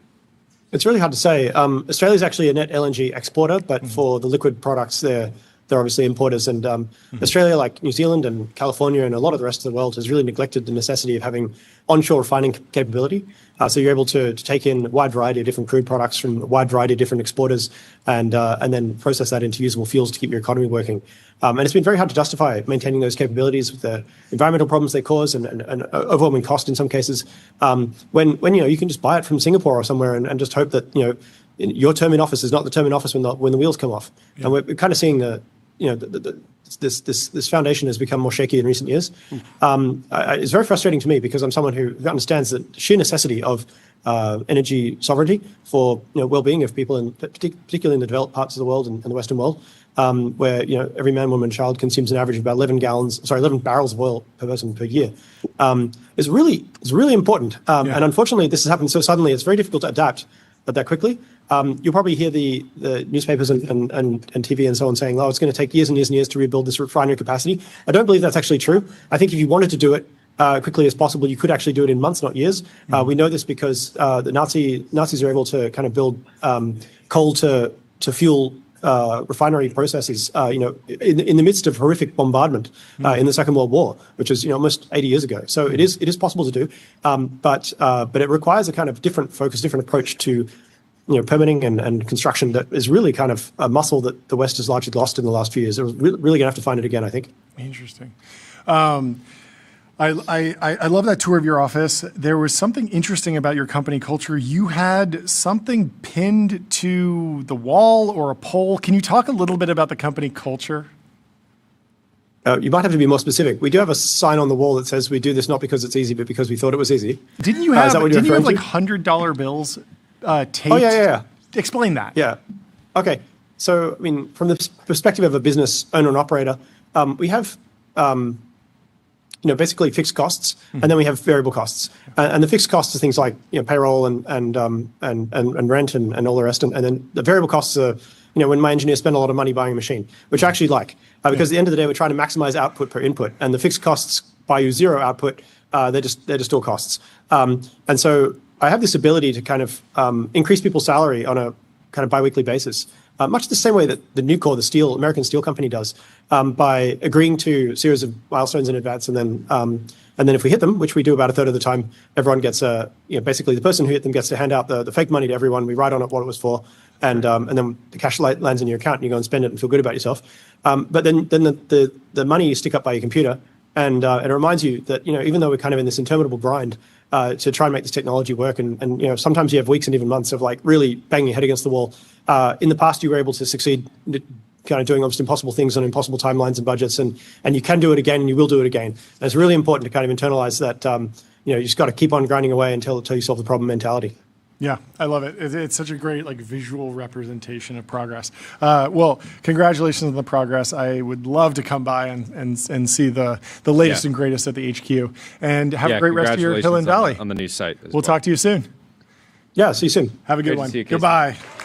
Let me tell you about MongoDB. What's the only thing faster than the AI market? Your business on MongoDB. Don't just build AI, own the data platform that powers it. We have some news out of Cupertino. We've been deep diving Apple today. Apple shipped ads in Apple Maps. Let's hit the gong for some There we ads. go. We've been waiting for this. Congratulations. I'm sure people love it. I'm sure no one's upset about this. This is from Mark Gurman, of course, the Gurminator. Apple is launching ads in Apple Maps in search this summer in major advertising expansion. It'll be announced as early as this month. They have been pushing this. Siri ads would go really hard. Unfortunately, I can't help you about that with that, but I can tell you about My Pillow. It's just ads. It just can't do anything except other functionality. It'll take a shot at it and serve you an ad. I think we have Shaun Maguire in the Restream waiting room. Let's bring him in if he's ready to go. Let's bring in Shaun Maguire. Shaun, how are you doing? What's up, team? How we doing? What's going on? Fantastically. Great to see you. You look great. I believe the first time we met in person was 2 years ago at Hill and Valley, right? I think that's correct. This is the only location where I'll look as dapper as you gentlemen. Yes, I put on a tie just for you.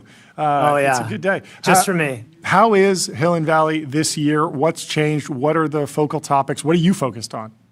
It's bigger. Bigger and better. Okay.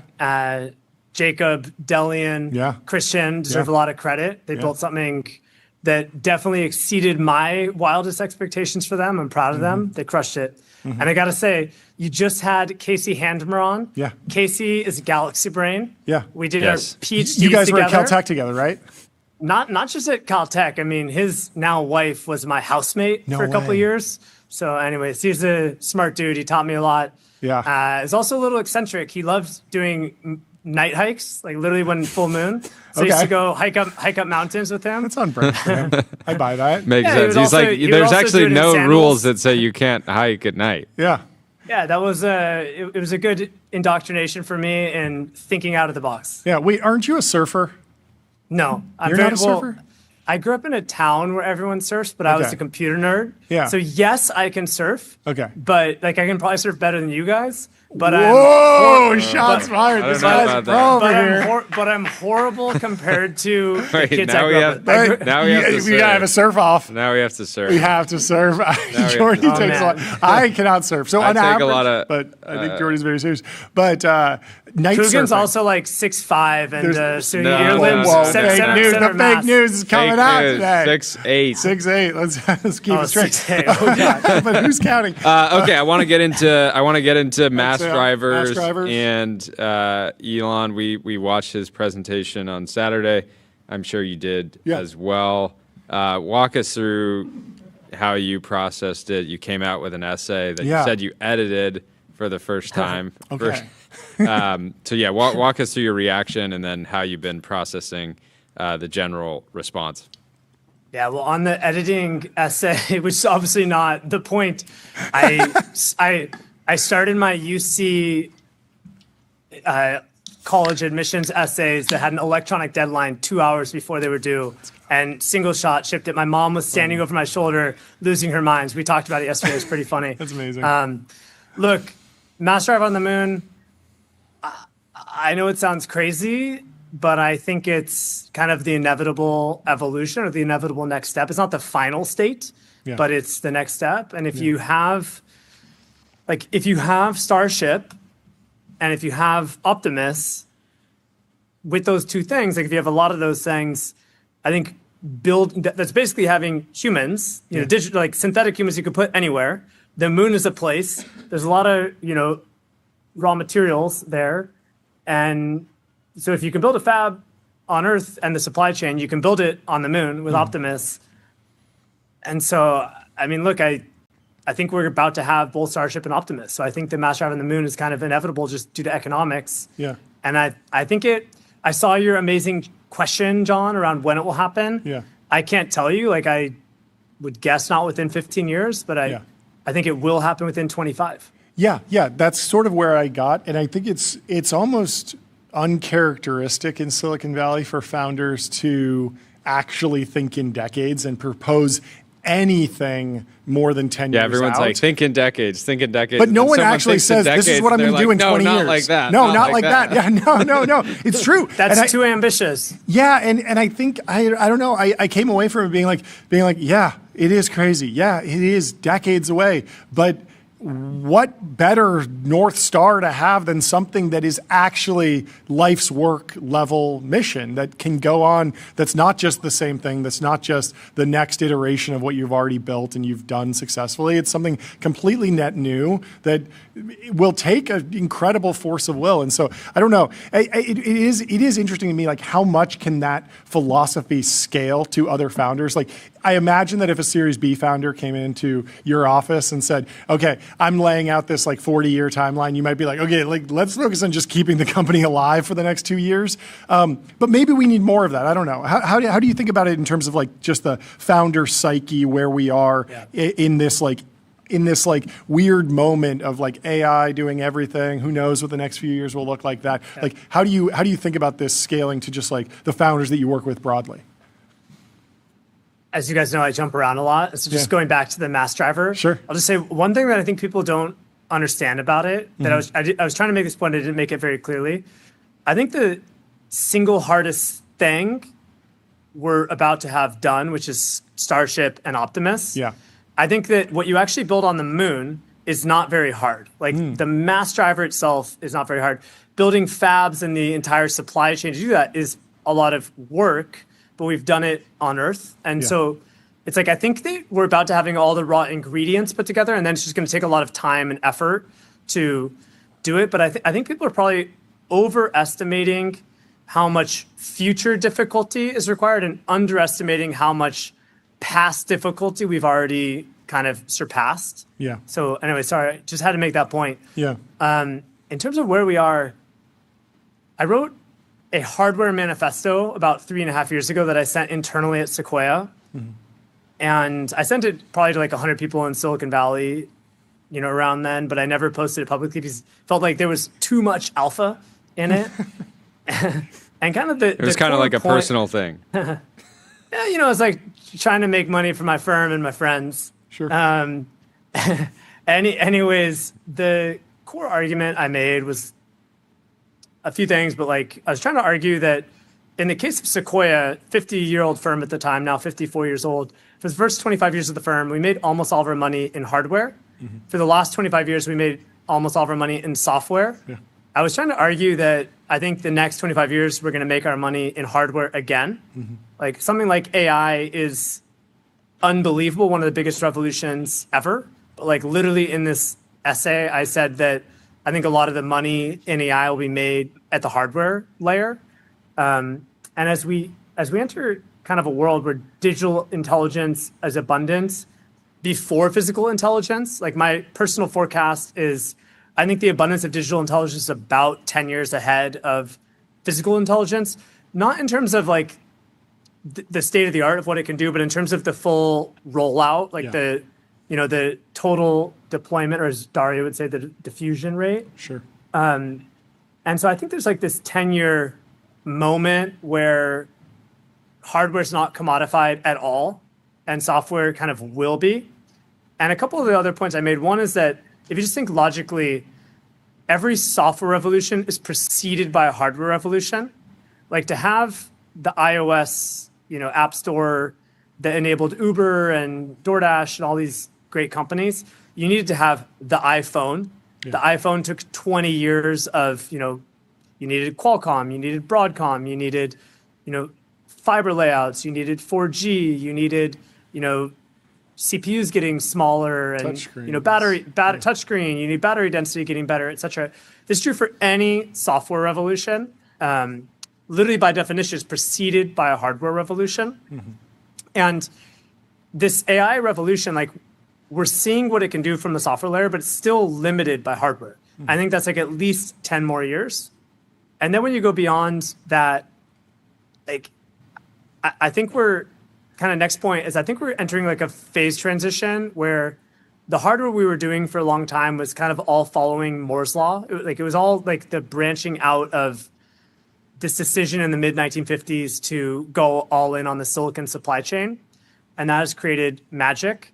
There's still a couple orders of magnitude of juice to squeeze, but we hit fundamental physics law, like limits, Dennard scaling, things like that, that I think this tech tree is kind of branching into humanoid robots, into silicon photonics, into orbital data centers, all these new hardware areas where there's going to be 20 plus years of progress we get to make. And there's going to be, just incredible businesses built on the back of this. And a lot of dumpster fires. Yeah. Are you seeing hardware companies pivot into AI? We've talked to Blake Scholl at Boom about moving into I think natural gas turbine production, and I'm wondering about some of your other space investments that might say, hey, maybe we want to get into the data center boom in space. Like, where else are you seeing energy reallocate towards other products into being more aligned with the AI boom? I like pushing people's buttons, and I remember the good old days when crypto and AI were friends. Yeah. And I'll just remind you guys that a lot of these incredibly groundbreaking AI data center companies like Crusoe, I know you had Chase on the show earlier today. Yeah. Or CoreWeave. There's like both of those were Bitcoin miners in the early days. Yep. And pivoted into AI, but I actually view this differently. I think that like AI and crypto have a shared history, and I've articulated that online before. I'm not going to go into that whole thing, but I think that, we will see anyone that was an energy company is becoming an AI company, but I think that's naturally. I think that's natural. I think that it's not like a hard pivot. I would frame it the other way, that AI is becoming an energy industry. I think that in Silicon Valley, like it's almost this Copernican principle where people used to believe that the world revolved around the sun, revolved around the Earth, and then realize that it revolves around the sun, at least our solar system. I think that there's this Silicon Valley parallel where people think that all of technology, all of industry revolves around Silicon Valley, but it's actually kind of the opposite. Silicon Valley is Earth, and there's these much bigger forces, and bodies, which includes energy and, chemicals industry, these giant supply chains, semiconductor industry, which has been around for a very long time. It was pretty advanced, and people in Silicon Valley forgot about it, even though, we played a big role in building it. Like producing mirrors for the lithography machines. That's something that you're never going to see talked about in Silicon Valley until now. Yeah, or making chemicals, to make ultra pure, wafers. Yeah. And anyways, I don't like the language of other industries pivoting into AI. Mm-hmm. I actually think it's the opposite. I think it's like Silicon Valley is waking up from its toddlerhood and realizing that there were these giant industries that we underestimated, and they're actually really freaking good at what they do. Mm-hmm. and we can all benefit by working together. And so it's a different twist on how you even ask the question. But yes, there are many industries merging together, and hardware is coming back just to the root of the way you think about every business in the Valley. Last question for me, prediction around a ChatGPT-esque moment for robotics. Do you think we're on a 2-year timeline, 1 year, 5 year? Where do you sit? So I actually think we're going to see this moment in video, like in AI video, before we see it in robotics. My forecast, like I may be wrong, it's just me forecasting. I think that within the next 12 months, we're going to see the ChatGPT moment for AI video. I think that right now we're almost in like the GPT-3 era, where for the people that are really insiders, they know that the models have gotten really good, but they haven't quite been packaged in that form factor that just breaks out in the consumer psyche massively and just have this like extreme deployment. So I think I would say ChatGPT video moment in the next 12 months. And then the robotics moment, I think will be a little bit longer than that. It's 100% coming, but my guess would be it's 3 years. Personally, this is my own personal forecast. Yeah. No, I like it. I think that's about right. And let me just say that like, almost in the definition of the question is it's like from a consumer perspective, I think that things like Optimus will be doing very useful things inside factories, but that's not the ChatGPT moment. That's not like when the public is like, oh wow, this thing is changing my life. I want to use this thing. It's ubiquitous. I think that's probably a few years behind like useful things in private. Yeah, that makes sense. Very cool. Well, great thank you so much for taking the time. Have a great rest of the time at Hill and Valley, and we will talk to you soon. Say hi to everyone. Thank you, guys. See you, Shaun. See you soon. Peace. Goodbye. Bye. Let me tell you about Phantom Cash. Fund your wallet without exchanges or middlemen, and spend with the Phantom card. Brett Adcock is excited to introduce HARK, robotics, a new AI lab building the most advanced personal intelligence in the world. He says, we've been in stealth for 8 months, assembling one of the greatest AI and hardware teams on the planet. I want to explain why I started HARK and what we're focused on. He says, I've spent the last 3 years working on the hardest AI challenge imaginable, giving AI a humanoid body. On the digital side, I've been using all the existing LLM chatbots, and I have to say, they feel incredibly dumb to me. AGI in the limit should feel like a sci-fi movie. It should be able to listen and talk.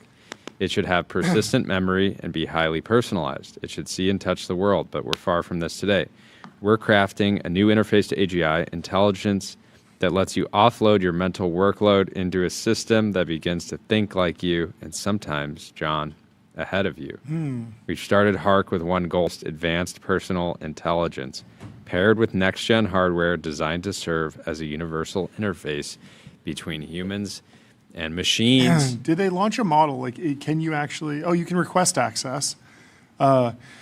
Because I imagine that there's really no getting away from benchmarking and people, digging into the model, understanding if it's distilled from something or trained on something, and then also just like the vibe and the smell and like how people actually interact with the bot and chat with it and interact with it and put it to use and see if they get value from it. Will be interesting to see where that goes. On my side, I'm very excited about robots, and I think it's interesting to, I don't think the job's finished on the robot side. He says, I've spent the last 3 years working on the hardest AI challenge imaginable, giving AI a humanoid body, but job is certainly not finished. So we'll see. Brett is certainly ambitious, and so wants to get in the arena with everyone else. There's a lot of labs. Every other Giga Chad. You'll just have that to is compete against Demis Hassabis, Mark Zuckerberg, Sam Altman. It is. I mean, Dario Amodei. Yeah, this was in the news today. Like Amazon launched a new AI thing, and getting into, it's so interesting. Like, is this primarily going to be a hardware device that's like attached to some sort of harness? Yeah. that uses other models. It's also interesting that it's not vertically integrated. Like they were already training AI models. So, Brett uses the end-to-end, neural network. Like he clearly has GPUs that train models at Figure. Yeah, and like it would be cool. It'd be cool. Like, I struggle to see why it should be a second company. Because like I would assume, I'm sure they can work together. But if he's building a hardware device, could that not be like the brain of your Figure? Yeah. And maybe he's thinking like, okay, what happens if you got Figure? And they're awesome, but then you got to go fly somewhere, and you don't want to get a second plane ticket for your humanoid next to you. Should be able to just bring the brain. Yeah. But again, it's hard to be super bullish on this. Well, at least personally. But I'm excited to see what they work on. Are you bullish on Fruit Love Island? Shaun Maguire was talking about video generation. There's an AI-powered TikTok account that produces a show called Fruit Love Island, and the series is already the fastest growing ever, gaining 3 million followers in 9 days since launching on March 13th. It has videos hitting tens of millions of views within hours and a rapidly growing fandom. People are not happy with this. There's a bunch of community notes that say it's AI slop. I think that's the point. It is slop, but people are clearly watching it, and the TikTok algorithm loves it. They call it AI cinema, which it will, of course, be hotly debated. Udi Wertheimer says, the most expensive mistake you'll ever make is ignoring this. In 2026, you can create new intellectual property from your basement and reach hundreds of millions of fans in a week. I don't know that it's exactly there. This is people that might be morbidly curious. They might also be they might be true fans. There might be fans who aren't subscribed but watch every video. That's the nature of TikTok. Instead, you choose to be fake geopolitic expert on X. It's very dramatically worded. But Apple's App Store is also drowning in AI slop. According to Shirish, people are treating the App Store like a Medium blog, spitting out apps one after another, all with 0 users and 0 revenue. Apple reviews that used to take hours are now stretching into weeks and even months. More than 500,000 apps were submitted just last year, highest in over. Well, we have Delian Asparouhov in the Restream waiting room. Let's bring him into the TBPN Ultra Dome. Delian, how are you doing? Congratulations on this year's Hill and Valley. Give us the update. How are things going? I think somehow best one yet. Sorry to miss you boys on this one. You got to miss out on my childhood, basically wet dream. I got to be on stage with Jared Isaacman. I know. I kind of think of yes. So we had him on the show. Electric. Thank you for making the introduction. One of the best moments on TBPN to date. But what was the focus of your conversation with Jared Isaacman? I think what was exciting was today was the day that Jared decided to unveil, I believe it was called the Ignition set of policies, where it's probably the broadest change to the basically space policies in the United States in the past 20 years, in particular about a set of different projects. One, how to basically win the lunar space race. I think even on sort of prior TBPN appearances, I've talked about how I would love to see NASA go from basically landing lander once every sort of year to instead like once every quarter, once every month, and send robots out ahead of the humans to go establish that infrastructure. Today, Jared literally announced that that's basically the official policy. They literally, starting in 2027, want to be landing robots on the moon every month. And it's going to be experimentation on paving and energy and communications and things like that. And maybe even trying to use the regolith to form some structures. But that type of testing is what's going to get us to the point that when the humans are there, they already have a bunch of experiments that have sort of gone well. The second was around, he is calling it the SR1 or SR Freedom mission, where they're going to build the first nuclear-powered spaceship to basically go from Earth to Mars. And then when it gets to Mars, they're basically going to open up the reentry vehicle and fly 4 helicopters out onto Mars and land them, which is just the coolest sci-fi thing ever. Awesome. And then the third area is basically igniting the low Earth orbit economy. Obviously, with my Varda hat on, it's super exciting to see Administrator Isaacman, sort of prioritizing that. It's something that obviously people have talked about for a long time, but I think we're finally getting to ignite it. And then lastly, I think of this as sort of like round one of my, sort of future NASA administrator interviews. So I think I passed, but my goal is Jared is the youngest administrator ever confirmed. I've got 10 years to make sure that I, beat him and take that record away. That would be amazing. The experimentation on the moon seems super important because NASA's great at doing science and the uneconomical things. And if we can go get some data on what makes sense on the moon, then industry can flow. Elon put out this presentation about a mass driver on the moon. I think you've been talking about this for a while, and it feels like this is years away, but anything we can do to de-risk that, to understand, is that the thing that we should be doing with Starship and Optimus, then there will be more excitement. But I want to know, from your perspective, there is a new, crazy thing going on in space, the mass driver on the moon. Does that make your job easier at Varda? Because you're, just doing biopharmaceuticals in space now? Yeah, it does make it a lot easier in that if you think about what it takes to make a drug in space, there's for sure some super complicated ingredients that we kind of have to bring from the ground. Yeah. There's a lot that we do up there though that requires water just to flush out the bioreactor after each run. Sure. Right now, we just bring the water from Earth. As you can imagine, bringing water from Earth up on a rocket into a satellite, pretty damn expensive. Yep. Mining water on the surface of the moon, sending that for free via a mass driver directly to our station in low Earth orbit, that's a heck of a lot cheaper. And so I get really excited by some of these lunar things in that it's not a place where you can do microgravity manufacturing because there is gravity on the moon, so it kind of destroys the whole point. Yeah. But there's a bunch of these sort of simpler precursor things. The area that I think will take a long time is we're not going to be making, I think, solar panels or chips, anytime soon on the moon. That stuff's pretty complicated. Yep. But basic metal structures, water, propellant, things like that, that'll actually, I think, happen relatively near term. I don't think it'd be crazy to imagine that in 2027, there's going to be a rover that has a little ice melting operation that then turns that ice potentially into liquid hydrogen that a future Starship might use for fuel, right? That is actually doable literally next year, which by the way is an insane thing to say. Yeah, right? it's crazy. 15-year-old telling you it's literally actually possible to make hidrogen fuel on the moon with what we are currently doing today. That is not sci-fi. Yeah, that's crazy. Talk to me about I think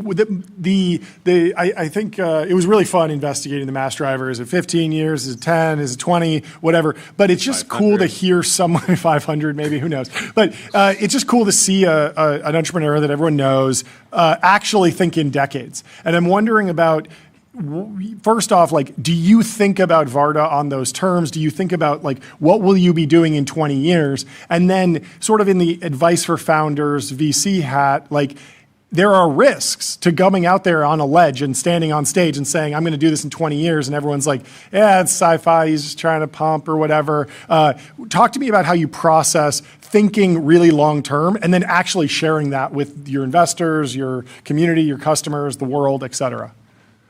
I'd say the thing that I'm proud about at Varda is we have had the exact same vision from day one. And we've basically hit the exact timeline that we always both promised investors, our employee base, our customers, which has just been this step-by-step iteration. You weren't aggressive enough. Travis would say you weren't aggressive enough. Should have gone we one-shotted it. We one-shotted it. Yeah.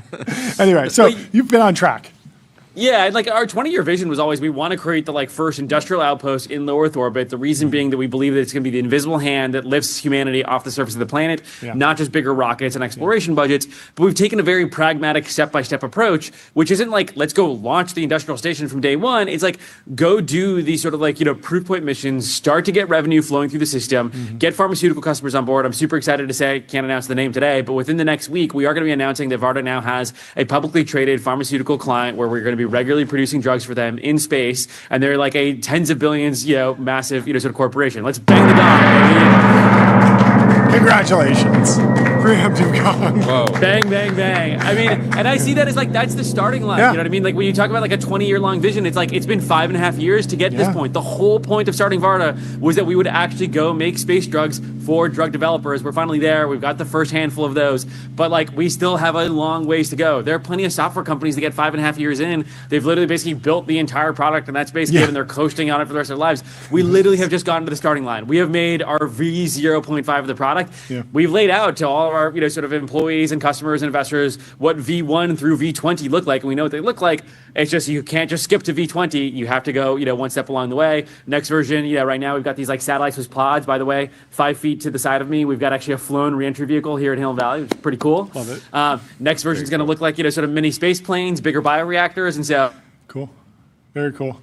Did we? A state actor. Okay, we're good. Offline. Sorry about We're that. back. We're back. I was worried there. But yeah, Hidden Valley Forum 2029. We're gonna have a full space plane here with bioreactors on board. I can't wait, Jordy. Amazing. Sorry. No. I was cutting you off. What else should people be tracking in space? Everyone's interested in space data centers. Everyone's interested in manufacturing stuff in space. Is there like a next thing that you're starting to hear rumblings of, either in the academic community or in the early stage startup? I've seen some stuff about put solar panels up there, beam down the energy. It feels like it's pretty useful if you have the energy up there. Just do stuff up there. But what else are you interested in exploring, or at least hearing a pitch for? I think one macro trend that I point out, and then I'll describe some pitches. Sure. The macro trend is look, when you look at the market caps of all space companies before today that were publicly traded, you're talking about maybe 15, 20, 25 billion total. Yeah. SpaceX is about to go out at anywhere from a $1 to $2 trillion valuation. Yeah. Just the amount of capital flows that are about to happen, that are both people obviously buying into SpaceX, folks that are rotating from their SpaceX position to potentially next gen sort of application areas that they're interested in. This entire field is just going to have a huge amount of attention, basically brought to it. Yeah. And so we're definitely paying attention to the next application areas. I like to think of space in some ways like a highway, where it's when you first only had a handful of cars there, everybody kind of had to bring their own gas tank. Once you got thousands of cars up there, well, now all of a sudden you can start to invest into a gas station, right? And start to have supply chains around it.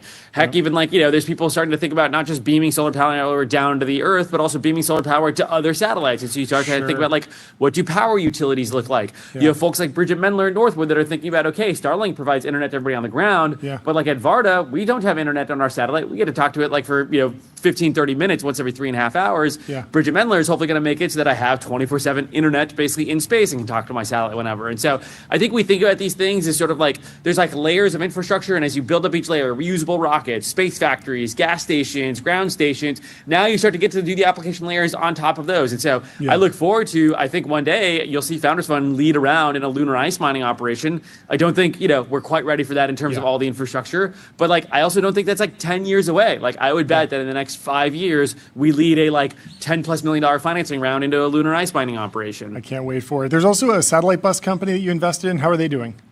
Endurosat, the CEOs, sort of here, they're rocking and rolling. They continue to somehow be profitable, EBITDA positive, north of 2x revenue growth, sort of year over year. Wow. Which, by the way, there's literally no other space company that's at their scale, sort of doing that. And so, he's deeply impressive. He's got this huge 250,000 square foot facility in Bulgaria, obviously out of all places, but it is the most modern. Looks like Samsung electronics manufacturing line, and he's literally pumping out satellites left and right. So they're rocking and rolling. That's amazing. Well, congratulations on another successful Hidden Valley. Thank you so much for taking the time to come chat with us. Yeah, and thank you for putting on a suit. Yes, you look fantastic. You. It's a great very sign. Bipartisan suit. We love Republicans. Good. We love Democrats. Do you have one red shoe, one blue shoe, or something? What you doing today? No. I just stick to all green today. All money, green. money, baby. Money, I love money, green. money. Green is our signature color.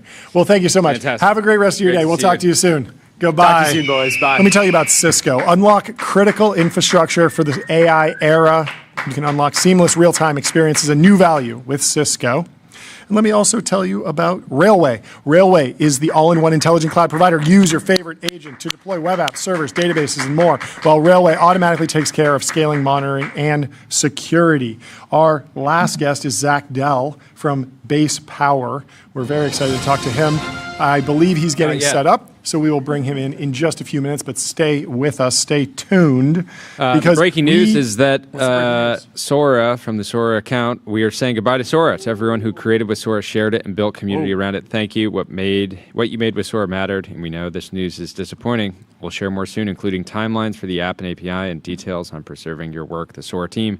I think this makes sense. Just roll. It's a amazing creative tool. Yeah. Roll that functionality into the app that already has about 1 billion people using it. Yep. It was a very cool experiment. Bill Peebles and the team crushed it, broke the internet, but the tool will live on. So I think it makes a lot of sense. This red lighting is really getting dramatic. Red alert. I like it. The production team's been working overtime, so thank you to everyone there. Well, back to the debate about AI-powered video, somewhat Sora related. Kyle Harrison said, people will call this the future of media, referring to the AI Love Island, but that inclination needs to be aggressively disagreed with.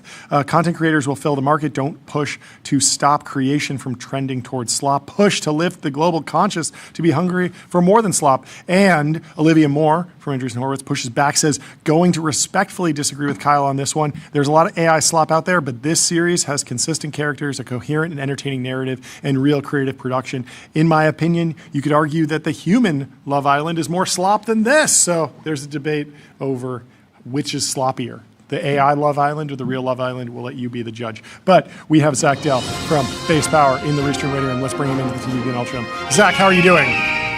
I'm great. Good okay, you are certainly running. You're running. You're running. Just you look like a president. So you're running. I can neither confirm nor deny these allegations. There we go. But I'm a patriot, and I'm glad to be here in our nation's capital. Yes, for those who will learn about your presidential campaign in a number of years. In the meantime, tell us what you're doing to bide your time before you take the national stage.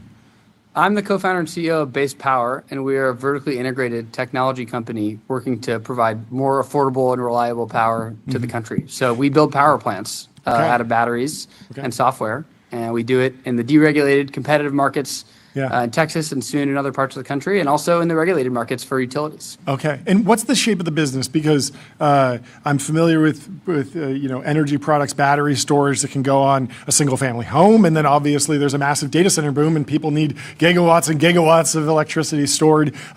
Is one the focus? Are you doing both? How is it evolving?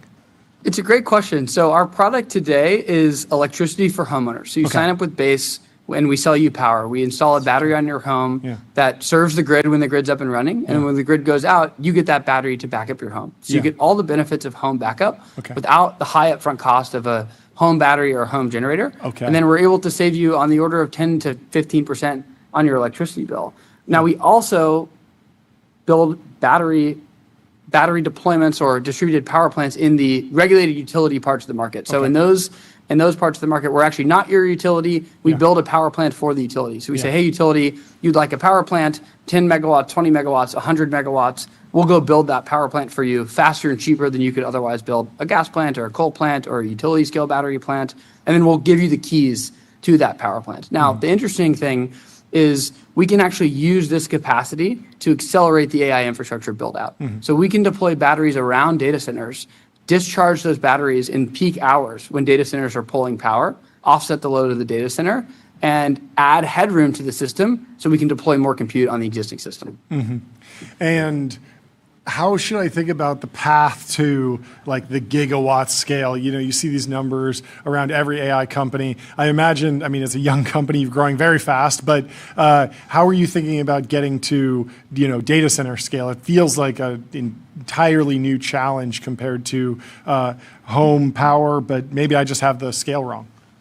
Well, we've been thinking in gigawatts since day one. So we'll deploy a gigawatt hour of storage this year. Wow. We're actually starting production on Monday at our factory in Austin. We'd love to have you guys come by and see it up close and personal. It'll be capable of 4 gigawatt hours a year. We have a second factory coming behind it, which will be much larger, and we'll be ready to talk publicly about that soon. But we'll be deploying gigawatt hours of storage on the grid in Texas and beyond this year and in the next couple of years. And Jordy? Last time we talked off air, I asked you why is now still early at Base Power.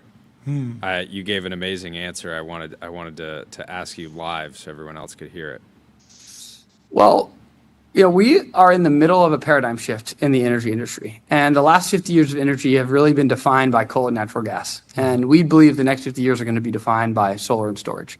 And the existing companies in this space are not necessarily technology focused, engineering led, or R&D driven. And we are exactly that, right? So we are the modern technology company oriented around this new paradigm. And we think the opportunity is to become the largest energy technology company in the world, built on this new paradigm of solar and storage, built around this strategy of engineering led, technology driven, and R&D focused. So we're going to deploy hundreds of gigawatts, hopefully, over the next couple of years in Texas, in the US, across the globe in other countries as well. And it's a really exciting time to be at the company, and it's a really exciting time to be building in power. What does the supply chain look like today, in the future? Where are your supply chain bottlenecks? We talk about chips all the time in AI, but I imagine that there's a whole process. We've talked to, about a number of Tesla and Amazon. They're buying mines, they're buying refinery equipment. Like, it's a really deep supply chain until you can actually deliver a battery pack. Where does all this go, and where are the key bottlenecks that we need to be thinking about as we scale battery production in America? You just have to vertically integrate to control costs and control the inputs. So that's why we're building our first factory in Austin, and we'll have a second factory coming right behind that, so we can control as many of the inputs as possible. So producing these products is very difficult, and you need all kinds of different inputs, and the bill of materials is very long, right? And you get the different products from different parts of the market, different parts of the economy. And the more you can control it yourself, the better. The more you can have security over that supply chain, you can drive those costs down. So there's not any one piece that's particularly constrained where, we can't get memory or, certain things that you're seeing show up in the compute supply chain crunch. We feel pretty good about our supply chain. We spent the last 3 years building out our supply chain, building relationships with suppliers, because we have this vertically integrated strategy from day one. What do you think about the best case scenario for a decade or 2 decades, just in the battery industry broadly? Like, I remember when the iPhone came out, and it was like, wow, like, this thing can run all day long.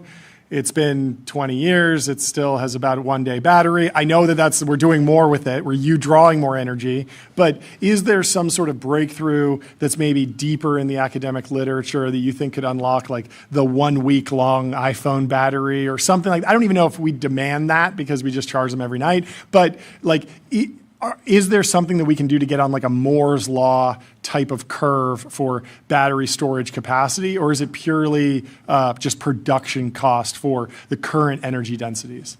Yeah, so there's definitely good work being done in the battery chemistry part of the scientific literature, and there's interesting new chemistries coming out that I think will be longer duration and more efficient, lower cost to develop, and better in different ways.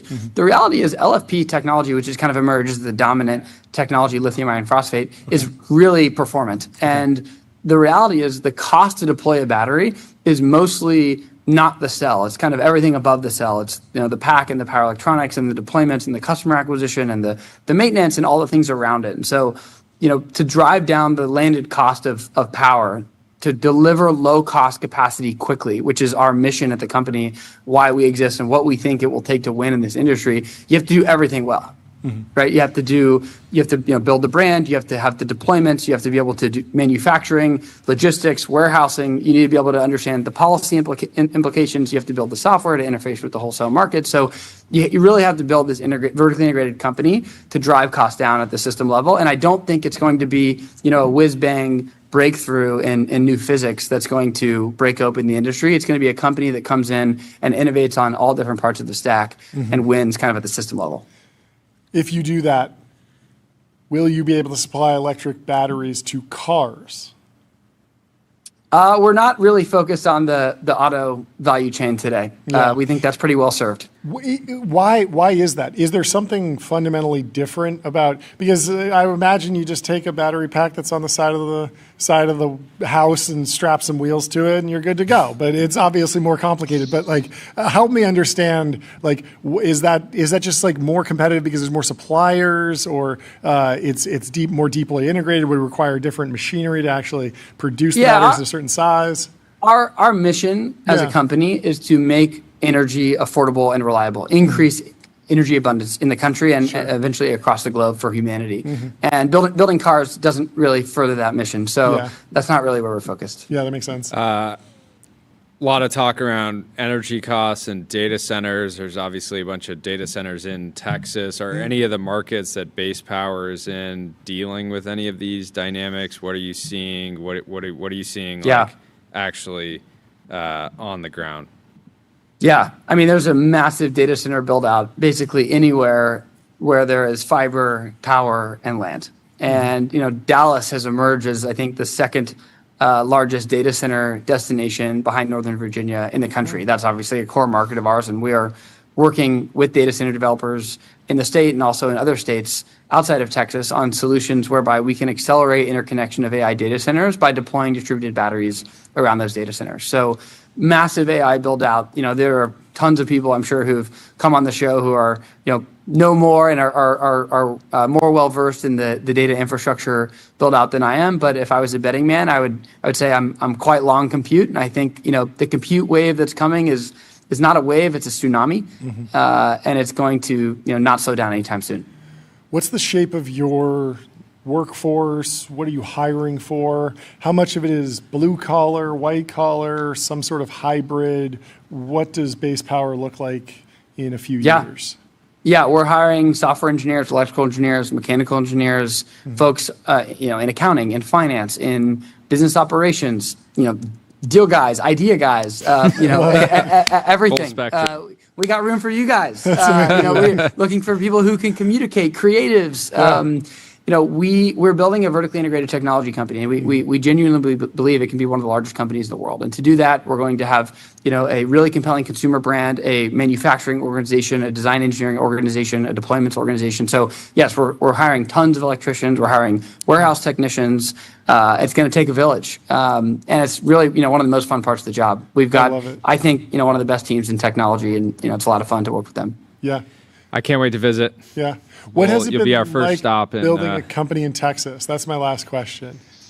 It's an incredibly good place to build. Texas is very pro-business, and I note to all you founders out there on the coast, come on down to Texas. We'd love to have you. I picked up a lot of interesting neighbors in the last couple of weeks and months, and we hope more people come down and come build with us in Austin. Fantastic. Well, have a great rest of Hill and Valley, and we will talk to you soon, Zach. Great to see you. Thanks, Say guys. hi to everyone. Always a Talk to you pleasure. soon. Good Goodbye. Take care. Cheers. Bye. Well, that concludes our Hill and Valley coverage for today.